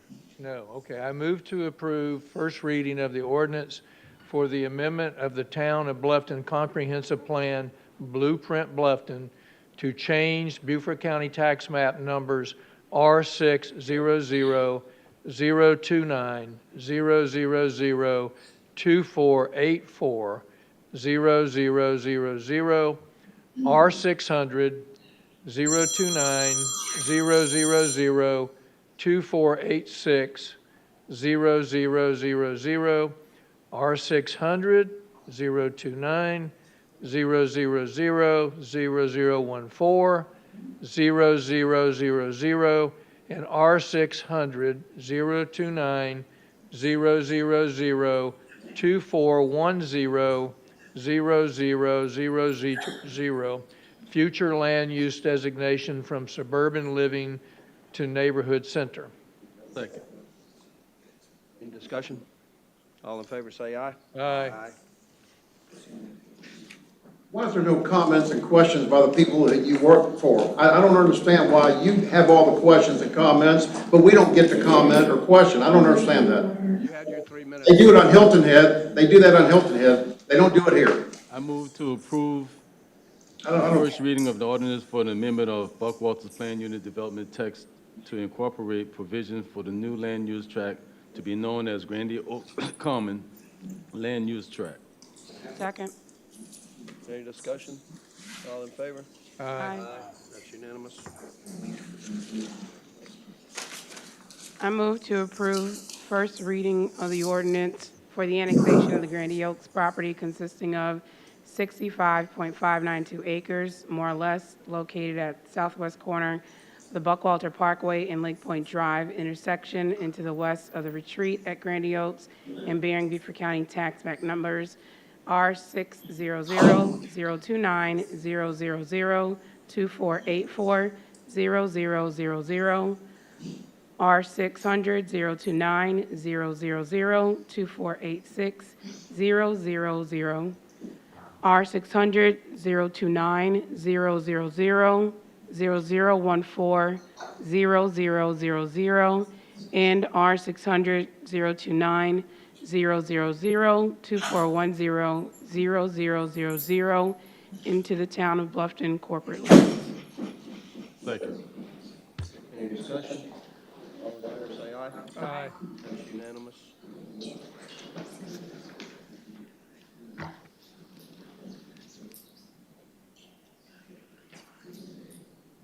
Got another one? Yes, sir, this is number 4. Halfway done. I thought that was one we just did. Mm-mm, zoning map amendment. So somebody's got. I will. And Mayor, Council, to expedite, you do not have to read the entire motion.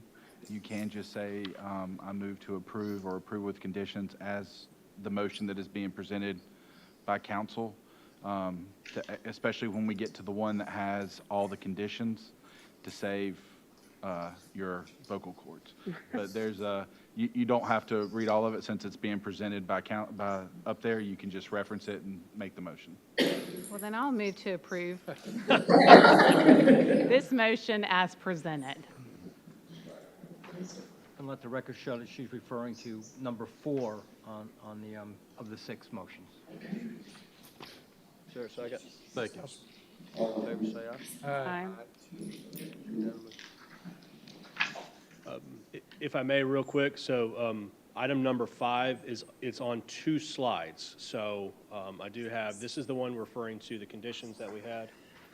I just wanted to say something on this vote, if that's okay, for the item 5. This is the applicant, so Hi.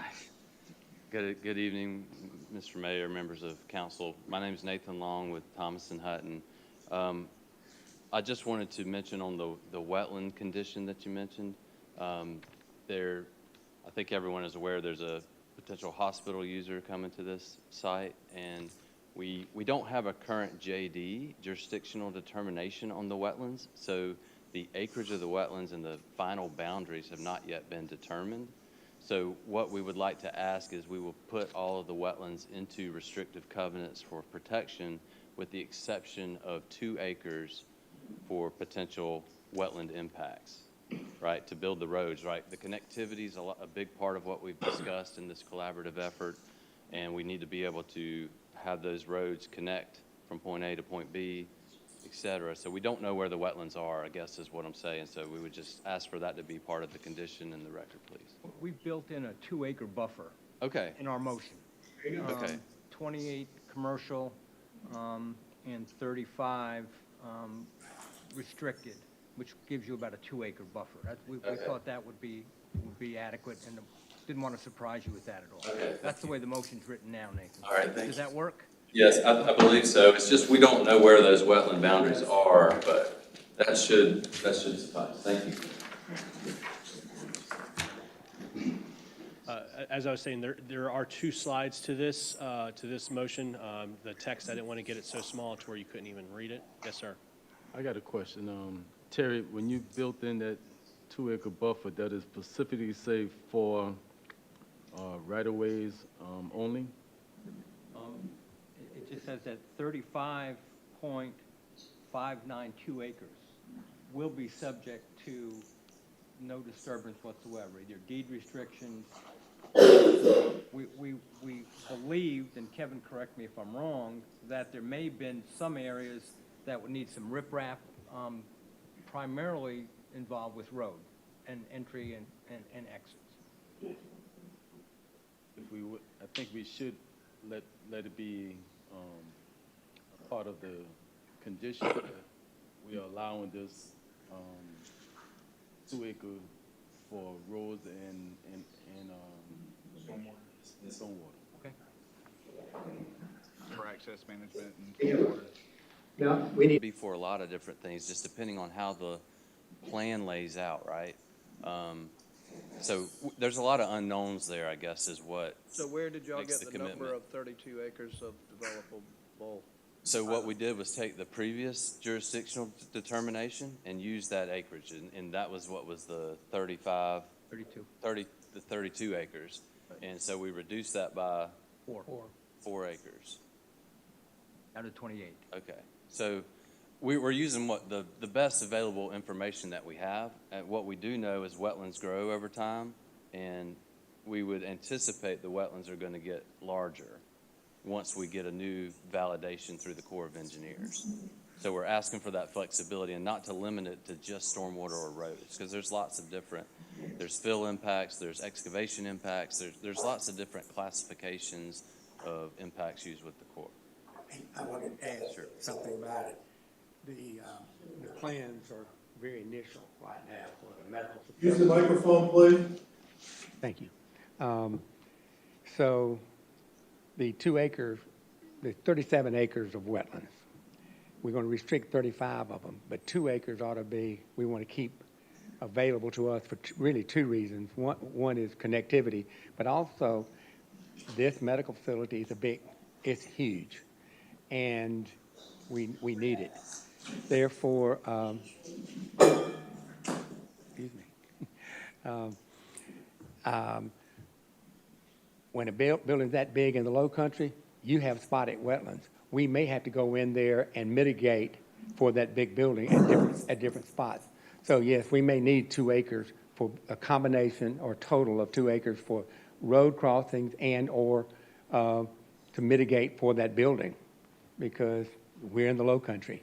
And so that's what we're at. We'll restrict 35 acres. Mr. Reed, I don't see a problem with that as long as we know it's not buildable residential or commercial use. Well, it needs to be, it may be. I mean, in other words, you may, not for residential, we'll restrict it for residential, but you may need it for a major, let's say this huge building, hospital building or whatever, and there's an acre of wetlands in the middle of it, but you can't put it any other place. So yeah, we may need to mitigate that. And we have to do that all the time, but you have to go to the Corps of Engineers to do that, get their approval. It'll be legal. That's what we're asking for. But we do agree to restrict 35 with the 37, yes. So that gives that flexibility. Also, I'd like to remind you that from the process standpoint, if this goes through for the approvals, as they move forward in their development, they will be required to come back in front of you with an initial master plan. So that's when they start to narrow down road placement, building placement, parking, stormwater devices, things like that. So we will have a better opportunity, or we'll have another opportunity to provide better information as to approximate locations of if there are any impacts, building placement, things like that, and you would have an opportunity to review that as well as the Planning Commission. But I think the key word is mitigation. Yes. Right? That happens all the time whenever wetlands are involved, everywhere. It's just the Corps will come in and go, you have to mitigate this somewhere, somehow. Yes. Is that fair? Yes, sir. Okay. So it's almost as if we can have some type of language explicit in here We know right now that there's going to be the 2-acre allotment if needed for the connectivity.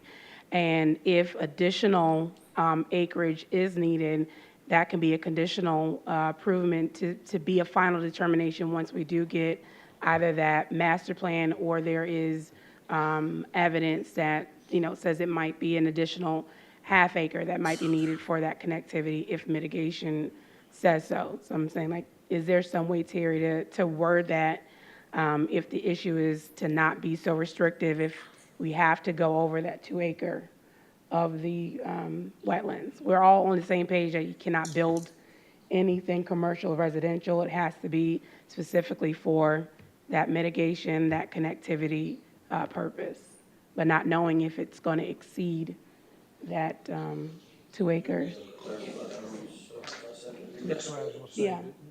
Do it by second reading, have that clarified. Well, the bottom line is the motion as written only grants them the ability to put commercial property or commercials on 28 acres.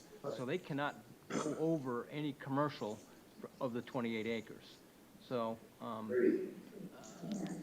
so that is the limit as far as what they can build commercial. Right. During that, But it seemed to be like there was some apprehension in the sense of, for the 37, 32 of wetlands, that he's also not able to touch any of that in terms of, as that's going to be conserved with the exception of what he needs for the mitigation.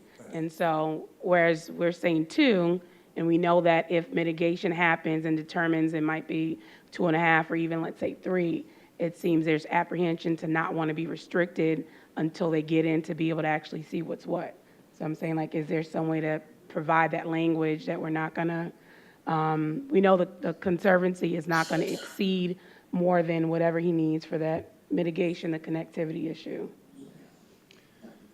Could I make a suggestion? With the understanding that any wetland impacts will have to come back before the council with the master plan and be approved through the Corps of Engineers, could the motion state that any wetlands remaining after impacts will be, any wetlands remaining will be placed into restrictive covenants and protected in perpetuity kind of language? Because that's what you're asking, right? Any wetlands that are on the property will be, that are left will be Is that protected. leaving it gray, though, when you say any remaining? Right. Because we said. If you need more than 2 acres for mitigation, you'll have to come back and get Right. permission Okay, from the and council. that And that's part's what- completely that's fine. what we But want, the Corps yeah. requires you to put wetlands in covenants and restrictions. If I may, I think, no problem. I think what would happen is if you were to continue to move forward with this proposal as you have in front of you, in the future, obviously from a site design standpoint, when you give them only those 28 acres to work with, their job is to figure out how to make that work on the 28 acres. All right. And if there's something that would have to come back at that time of the master plan process, they would know that. And what we could do is there could be a development agreement amendment to clarify if there's any tweaks. But again, the goal is that they are bound by that 28 acres and that they're designing the site around that and trying to minimize as many impacts as possible during their site design process. That comes to us or planning commission? Both. I'm good with that. Okay. So should we scroll through this next page of this before anyone makes a motion to? Yes, sir, and if you like, I can kind of summarize it while it's sitting up here, the items that we were Probably just let discussing. us read it if you change it to the next page, maybe? Oh, yeah. Some of the items were the land use comparison chart that we referred to, that's included. The requirement that any RDUs that are utilized on this property would have to meet that 20% affordability. Sorry, Kevin. Yes, sir. But for the people that are here and watching on TV, this needs to be read aloud. Yeah. Who wants to read? I'm happy Sorry. to. No, sir, no problem. All right, Emily. Okay. I move to approve with conditions, first reading of the ordinance for the amendment to the Buckwalter Development Agreement to add the following provisions. Add detailed language to the 13th Amendment document for the following: detailing the frontage road and interconnectivity commitments and obligations such as land reservation, interconnectivity with the property immediately to the west identified as the current Beaufort County Tax Map Number R614-029-00005950000, continuing the frontage road width, placement of the frontage road in front of buildings along Bluffton Parkway, construction responsibility, trigger for phase construction at time of development of applicable parcels, and dedication as a separate subsection of Section 3.IV. Detailing the roadway connection to Lake Point Drive, commitments and obligations such as land reservation, location, widths, construction, trigger for construction, and dedication as a separate subsection of Section 3.IV. Incorporating as amendment to the language in Section 3.4 after Bluffton Parkway Access Management Plan. Add language to Section 3.4 committing the properties are subject to the Buckwalter Parkway Access Management Plan as amended. Extension of right-of-way for the 3 access points to Buckwalter Parkway through the applicant's properties to the new northern boundary of Grandy Oaks after annexation as separate subsection of 3.4. Incorporating the land use comparison chart dated 4/24/2024 as exhibit of the 13th Amendment. Incorporating the requirement that any RDUs utilized on the property are subject to the requirement for 20% affordable housing as outlined in Article 6 of the UDO.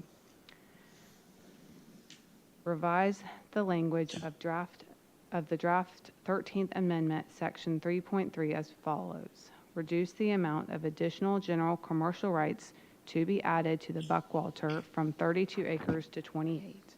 Restrict the use of these additional 28 acres of general commercial development rights or residential units to the upland acres of the properties at time of annexation. The 35.592 acres of the properties not identified as upland at the time of annexation will have restricted covenants, deed restrictions, and/or conservation easements placed upon the properties. Said restrictions must be approved by the town prior to the issuance of any initial master plan. Said restrictions will give the town enforcement rights. The additional 28 acres of general commercial development rights may be utilized within the Grandy Oaks Commons land use tract and may not be transferred to any other area within Buckwalter. Transfer of additional commercial development rights into the Grandy Oaks Commons land use tract is prohibited.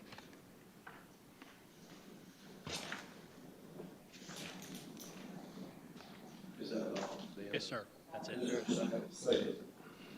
Any more discussion? All in favor, say aye. Aye. That's unanimous. Number 6 has the same conditions. Yes. Okay. I move to approve section 6 with conditions. Is there a second? Second. Any discussion? All in favor, say aye. Aye. Aye, that's unanimous. Thank you very much. Oh, that's it? Yes, sir. I don't believe it. Oh, where are we? Three, I think. We finished? Thank y'all. It was very hard, it's been a long couple of years, but thank y'all very much. Thank you. Okay, moving on to item number 3, amendments to the Town of Bluffton's Municipal Code of Ordinance, Chapter 23, Unified Development Ordinance, UDO, Article 4, Zoning Districts, and Article 5, Design Standards to establish the Plan Unit Development District for Bluffton Village and related standards, and to add Appendix A to include the master plan, building and sign standards from the soon-to-expire Bluffton Village Development Agreement. Mr. Kevin. Great. Thank you very much. All right. As you stated, we are here for a zoning text amendment. As we're going through, we just have the Buckwalter PUD discussing development agreements. We actually have a development agreement that is expiring as of October 17th of this year. So that is the Bluffton Village Development Agreement. So a couple of things on here. From a state law standpoint, it allows for, development agreement allows for the contract between the developers and the town for each development is unique. It typically occurs over years, and then this one, it can be multi-years. Some of them last for a very long time. Some of them are 10 to 15 years or 20 years. So, and those zoning regulations, in essence, will grandfather them in the regulations, so that way if there's changes, they don't have to follow any new changes. So specifically for Bluffton Village, this PUD was initially approved by the town in 2000, and like I said, it expires in about a month and a half. The development agreement also includes the permitted land uses, the standards, the building types, the design guidelines, and signage. So as this was moving forward, and we brought this to you, I believe it was back in March from a workshop, just to let you know what was going on. We held a couple of meetings. We worked with the property owners associations. And what we came up with is we're transitioning the development agreement, language from that development agreement into the Unified Development Ordinance. And what we're going to do is we're going to establish the PUD Bluffton Village, which is actually already on the zoning map and specifically called out as such. We're going to establish permitted uses, from the PUD into the UDO in our table 4.3.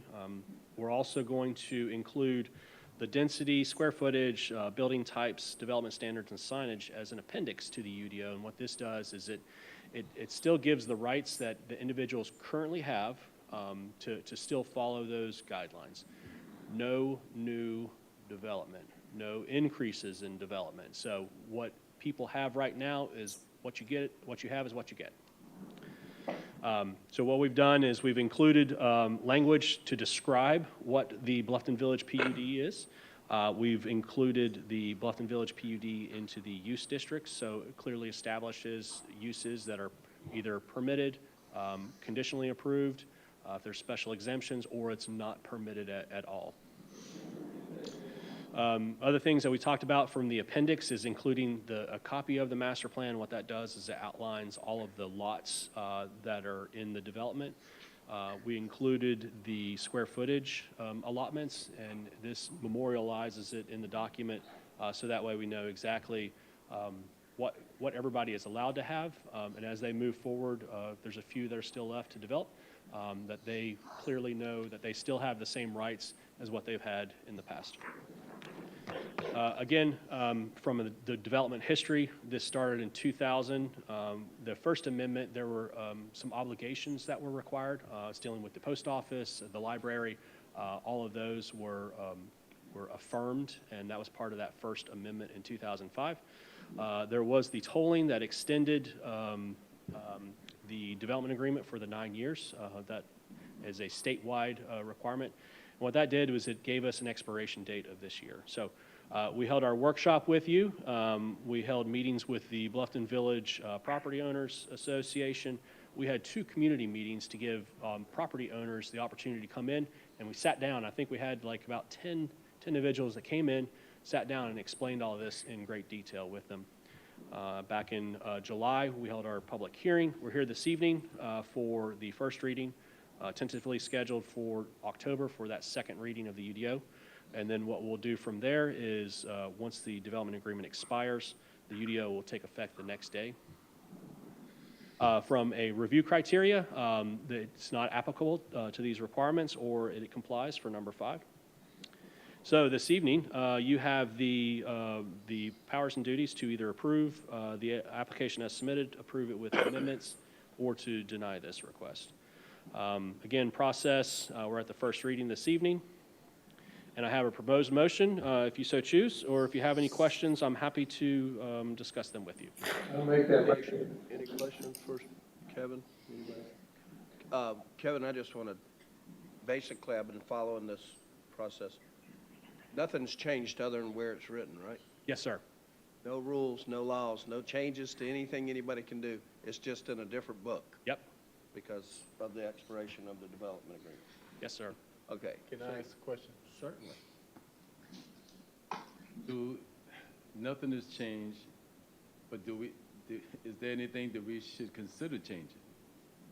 Well, that development agreement, the development agreement goes away.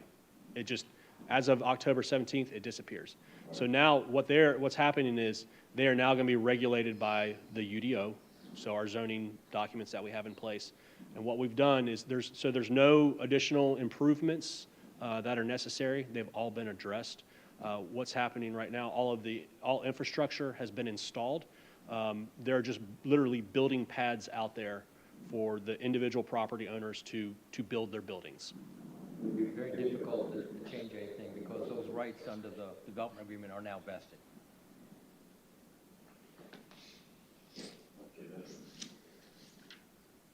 And see, that's not what I thought. So clarity is great, because I thought once it expires, it open up an opportunity for us to revisit it. Only under very limited circumstances. Okay. Anything from Ms. Burden? No. Is there a motion? I move to approve the amendments to the Town of Bluffton Code of Ordinances, Chapter 23, Unified Development Ordinance, Article 4, and Article 5 to establish a planned unit development district for Bluffton Village and related standards, and to add Appendix A to include the master plan, building, and sign standards from the soon-to-expire Bluffton Village Development Agreement. Is there a second? Second. Any discussion? All in favor, say aye. Aye. That's unanimous.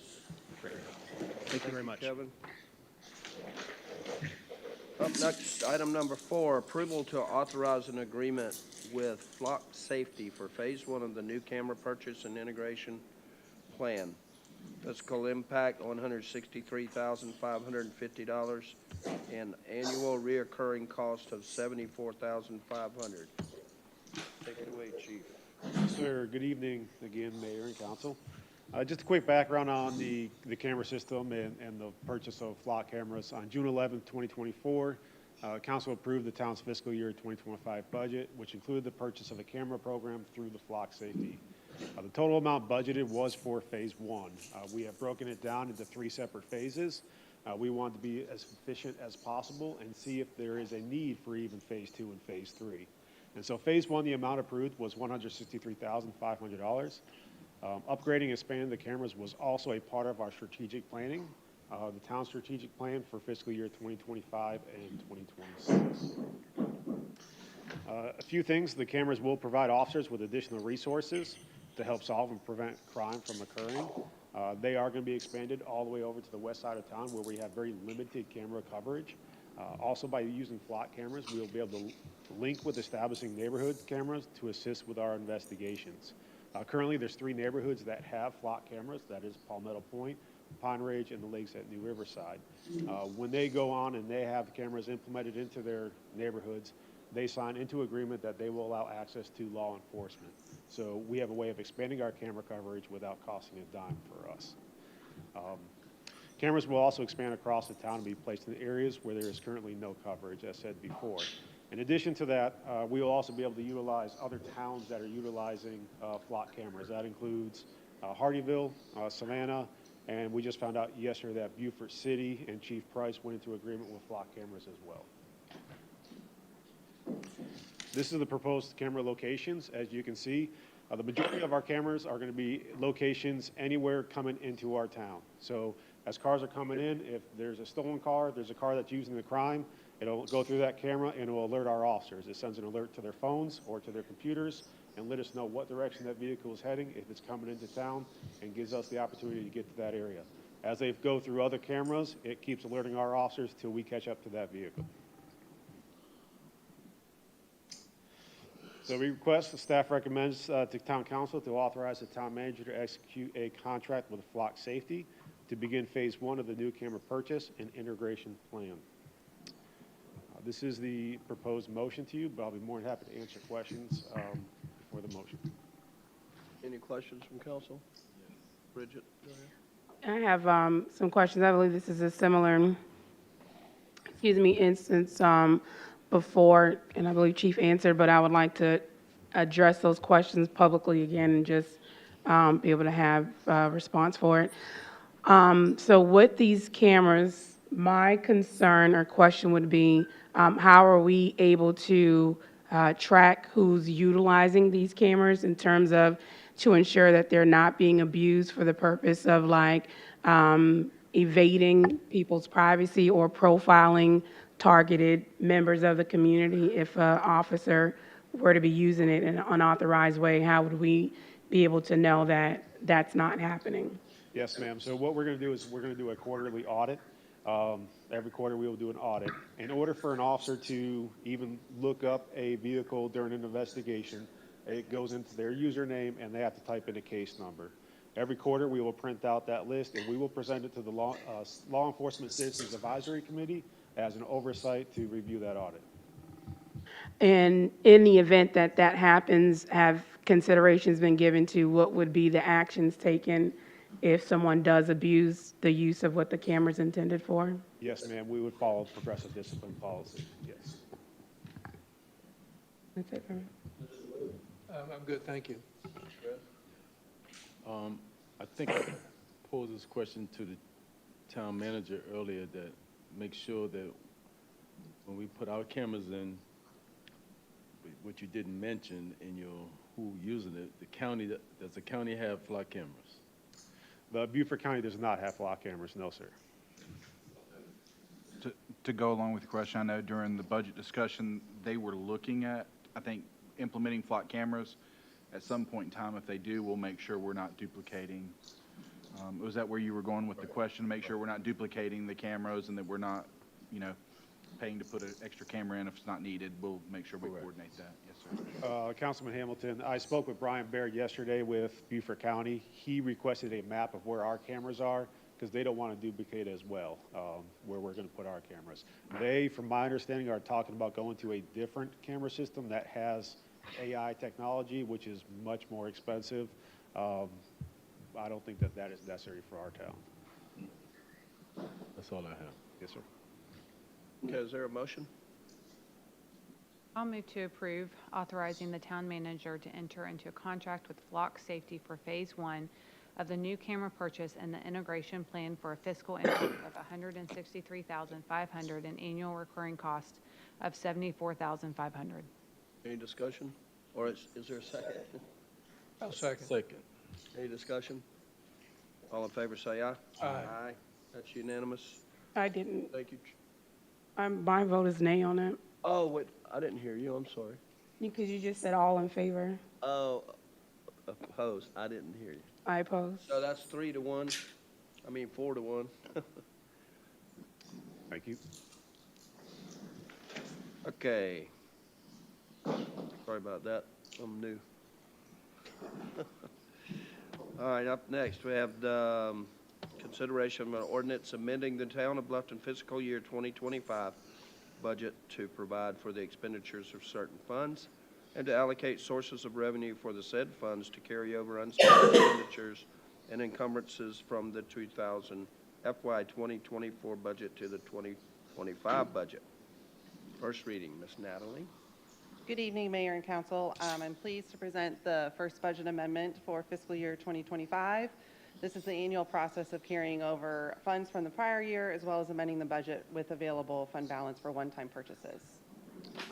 The components will include adjustments to the general fund and CIP funds with grants and anticipated insurance claims, use of one-time expenses with projected available fund balance from fiscal year 2024, carry forwards for unfinished projects and commitments, and also commits an additional $750,000 to the Capital Asset Reserve Fund. Here, this is an unaudited fund balance of over $4.3 million that we are projecting at this time. In the general fund, we have applied for a cybersecurity project grant, and this award is pending, which is noted in with the red asterisk. Additionally, we are recognizing insurance claims for the DuBose Park Pavilion that is currently under construction and a recently totaled police vehicle. There is $326,662 proposed to roll forward for contracts and encumbrances not yet completed in 2024. And of that amount, $183,062 will be transferred to CIP projects. Here are the proposed one-time uses of the prior year fund balance. It includes an increase for the additional tree survey for tree survey services, a software program for the police department, and a transfer to CIP that includes $55,000 for the economic development at Buckwalter Place and $2 million for land acquisition. Switching over to the local hospitality tax fund, we are proposing an increase of $488,690 for CIP projects listed. If I go too fast, please let me know. The local accommodations tax fund, we are proposing an increase of $634,361 for CIP projects.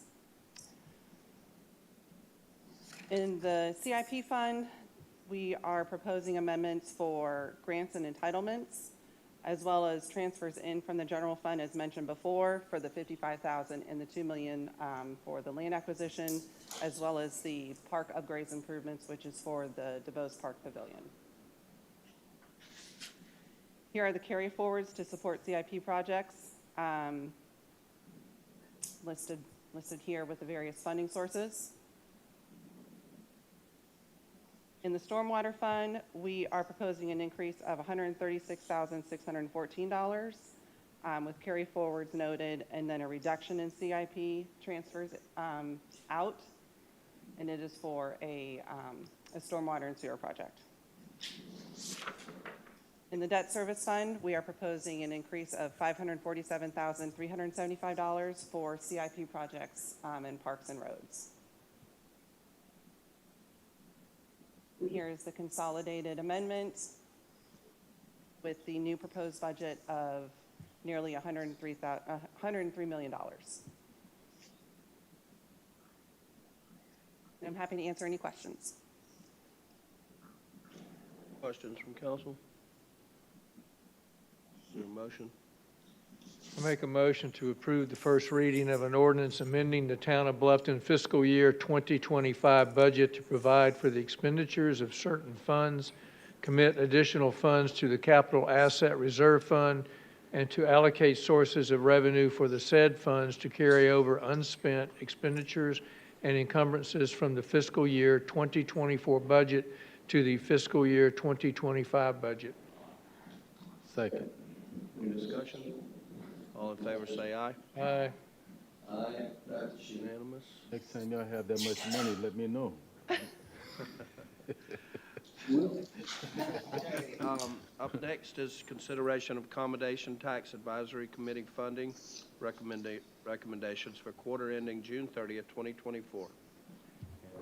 Natalie again. Yes, good evening again. Okay, we had 5 applicants this quarter requesting a total of $158,500. The total recommended amount is $156,700. And I'd also like to mention that Chairwoman Christy Pinsky Parker is in the audience if you have any questions. The available amount for distribution is $595,051. And here is a breakdown of our most recent quarter that includes funding from prior grants that are brought into the available amount for funding. Here's a summary of the applications with the requested amount and the scoring. The first applicant is the Historic Bluffton Arts and Seafood Festival. It is their 20th anniversary. Yes. I'm sorry. Yep. I've never seen that. I liked it too, but. Yeah, I never seen that before. Let me sorry. look at that. Thank you. Yeah. So- Are we going to vote on these each one as we go? Yes. Yes. Okay, I need to recuse myself from the Historic Arts and Seafood Festival. Marcia, you got that? Thank you. You got it, Dan? No, but I'm giving Councilman Hamilton a chance to review this information. Oh, I like that chart there. Yeah. I've never seen Yeah, that before. yeah, thank you. I'm You're good. welcome. I'm You're good. welcome. Do you have any questions on it, Council? Okay. I have one. Sure. Just on the, when I looked at it, the Coastal Conservation, I know it's a great organization, but I think maybe are they tracking tourism? They are. Okay, Yes. all right. I remember seeing that, but anyway, that's good. How are they tracking tourism? Why are they tracking tourism? Well, because they're using state accommodations tax dollars. And the way that the organizations track vary. So some use, if there's a shuttle service, they'll use kind of, hey, where are you from? What zip code are you from? And they'll note it down. If they are selling tickets, they may use that as their measurement for tourism. If they have people that come in and they check IDs, if there's beer or wine being served, they may use that as their system. It just varies. Okay.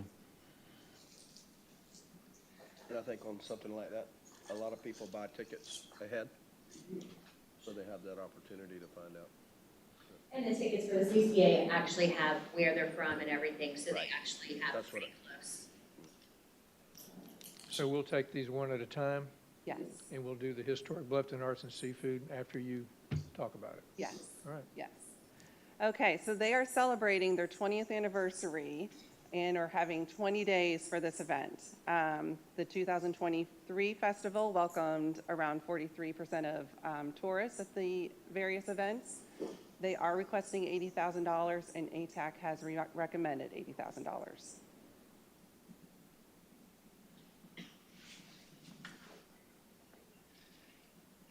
Any questions before we get a motion?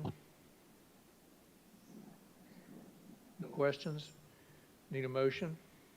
I make a motion to grant Historic Bluffton Arts and Seafood Festival, Inc., $80,000 in support of the Historic Bluffton Arts and Seafood Festival as presented in the staff report breakdown for advertising and promotion of tourism, municipality services, public facilities, and tourist transportation expenses. Is there a second? Second. Any other discussion? All in favor, vote by saying aye. Aye. All opposed? Ayes carry it. Thank you.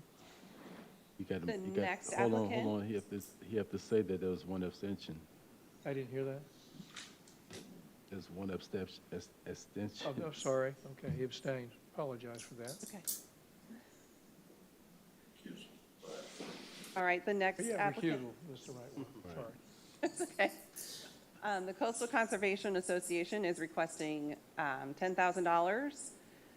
Their event will be held over the weekend of September 20th through the 22nd in Old Town Bluffton, and ATAC has recommended $10,000. Any questions for council? Questions? Is there a motion? I'll make a motion to grant the Coastal Conservation Association $10,000 in support of the 2024 Celebrating Conservation Weekend in Bluffton project as presented in the staff report breakdown for advertising and promotion expenses. Second. That's all in favor? Aye. It's unanimous. Okay. Not what to sleep on. The third applicant is the Bluffton Boys and Girls Club of the Low Country. This is for the 2024 Bike Bluffton event that will be held on November 3rd, 2024. They are requesting $23,500, and ATAC has recommended that amount. Discussion, comments, questions? Is there a motion? I make a motion to grant the Boys and Girls Club of the Low Country $23,500 in support of their Bike Bluffton event for 2024 as presented in the staff report breakdown for advertising promotion expenses. Is there a second? Second. Who's second? Emily did. I did. Okay. Any more discussion? All in favor, say aye. Aye. Aye. That's unanimous. The Historic Bluffton Foundation is requesting their second quarter of funding. They're requesting the same amount as the prior quarter at $40,000, and ATAC has recommended that same amount. Any questions from council? Is there a motion?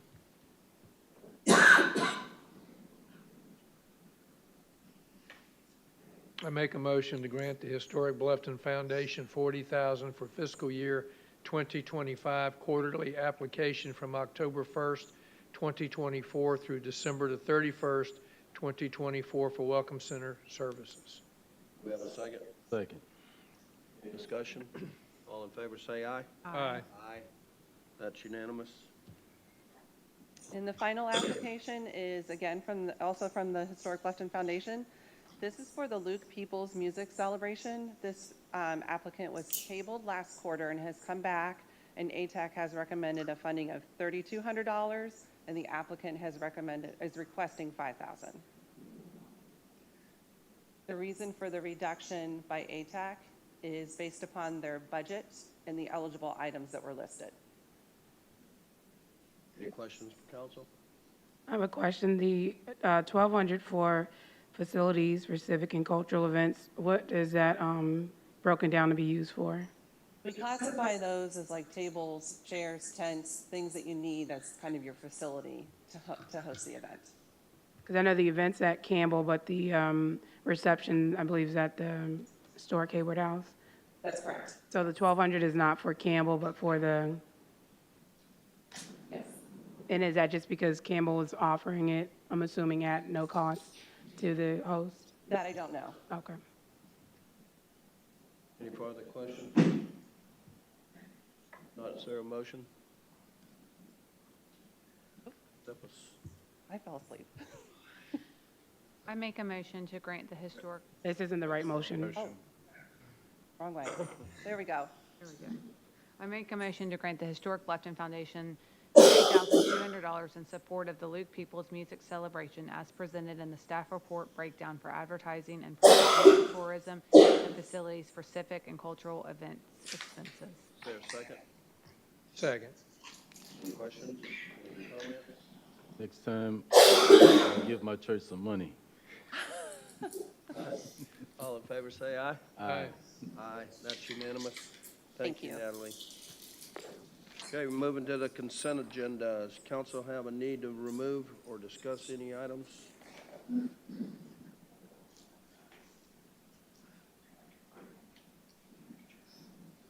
If not, is there a motion to approve the consent agenda? So moved. Agenda items. Is there a second? Second. All in favor, say aye. Aye. Aye. Okay. Is there a motion to move into executive session for legal advice pertaining to an appeal of a decision made by the Historic Preservation Commission pursuant to South Carolina Freedom of Information Act 30-4-70A2? Second. I make that motion, I'm sorry. All right, we are in executive session. Oh, wait.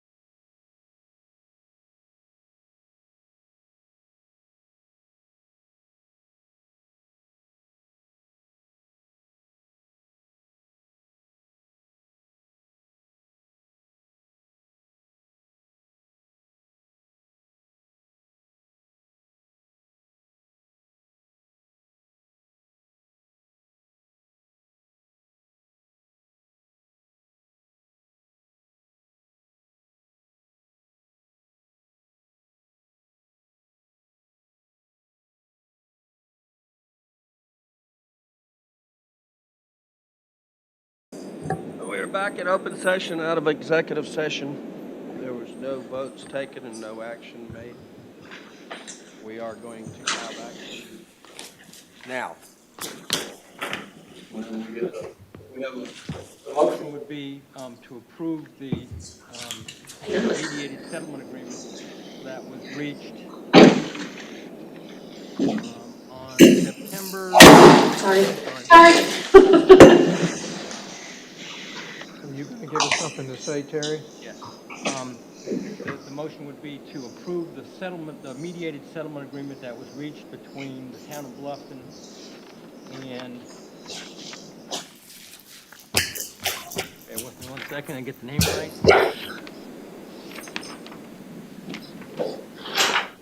Kelly Kenny, in her capacity as trustee of the William G. Rowe Residential Property Trust. That agreement was reached on August 16, 2024. The agreement was specifically contingent upon town council approval. The motion would be to approve the settlement.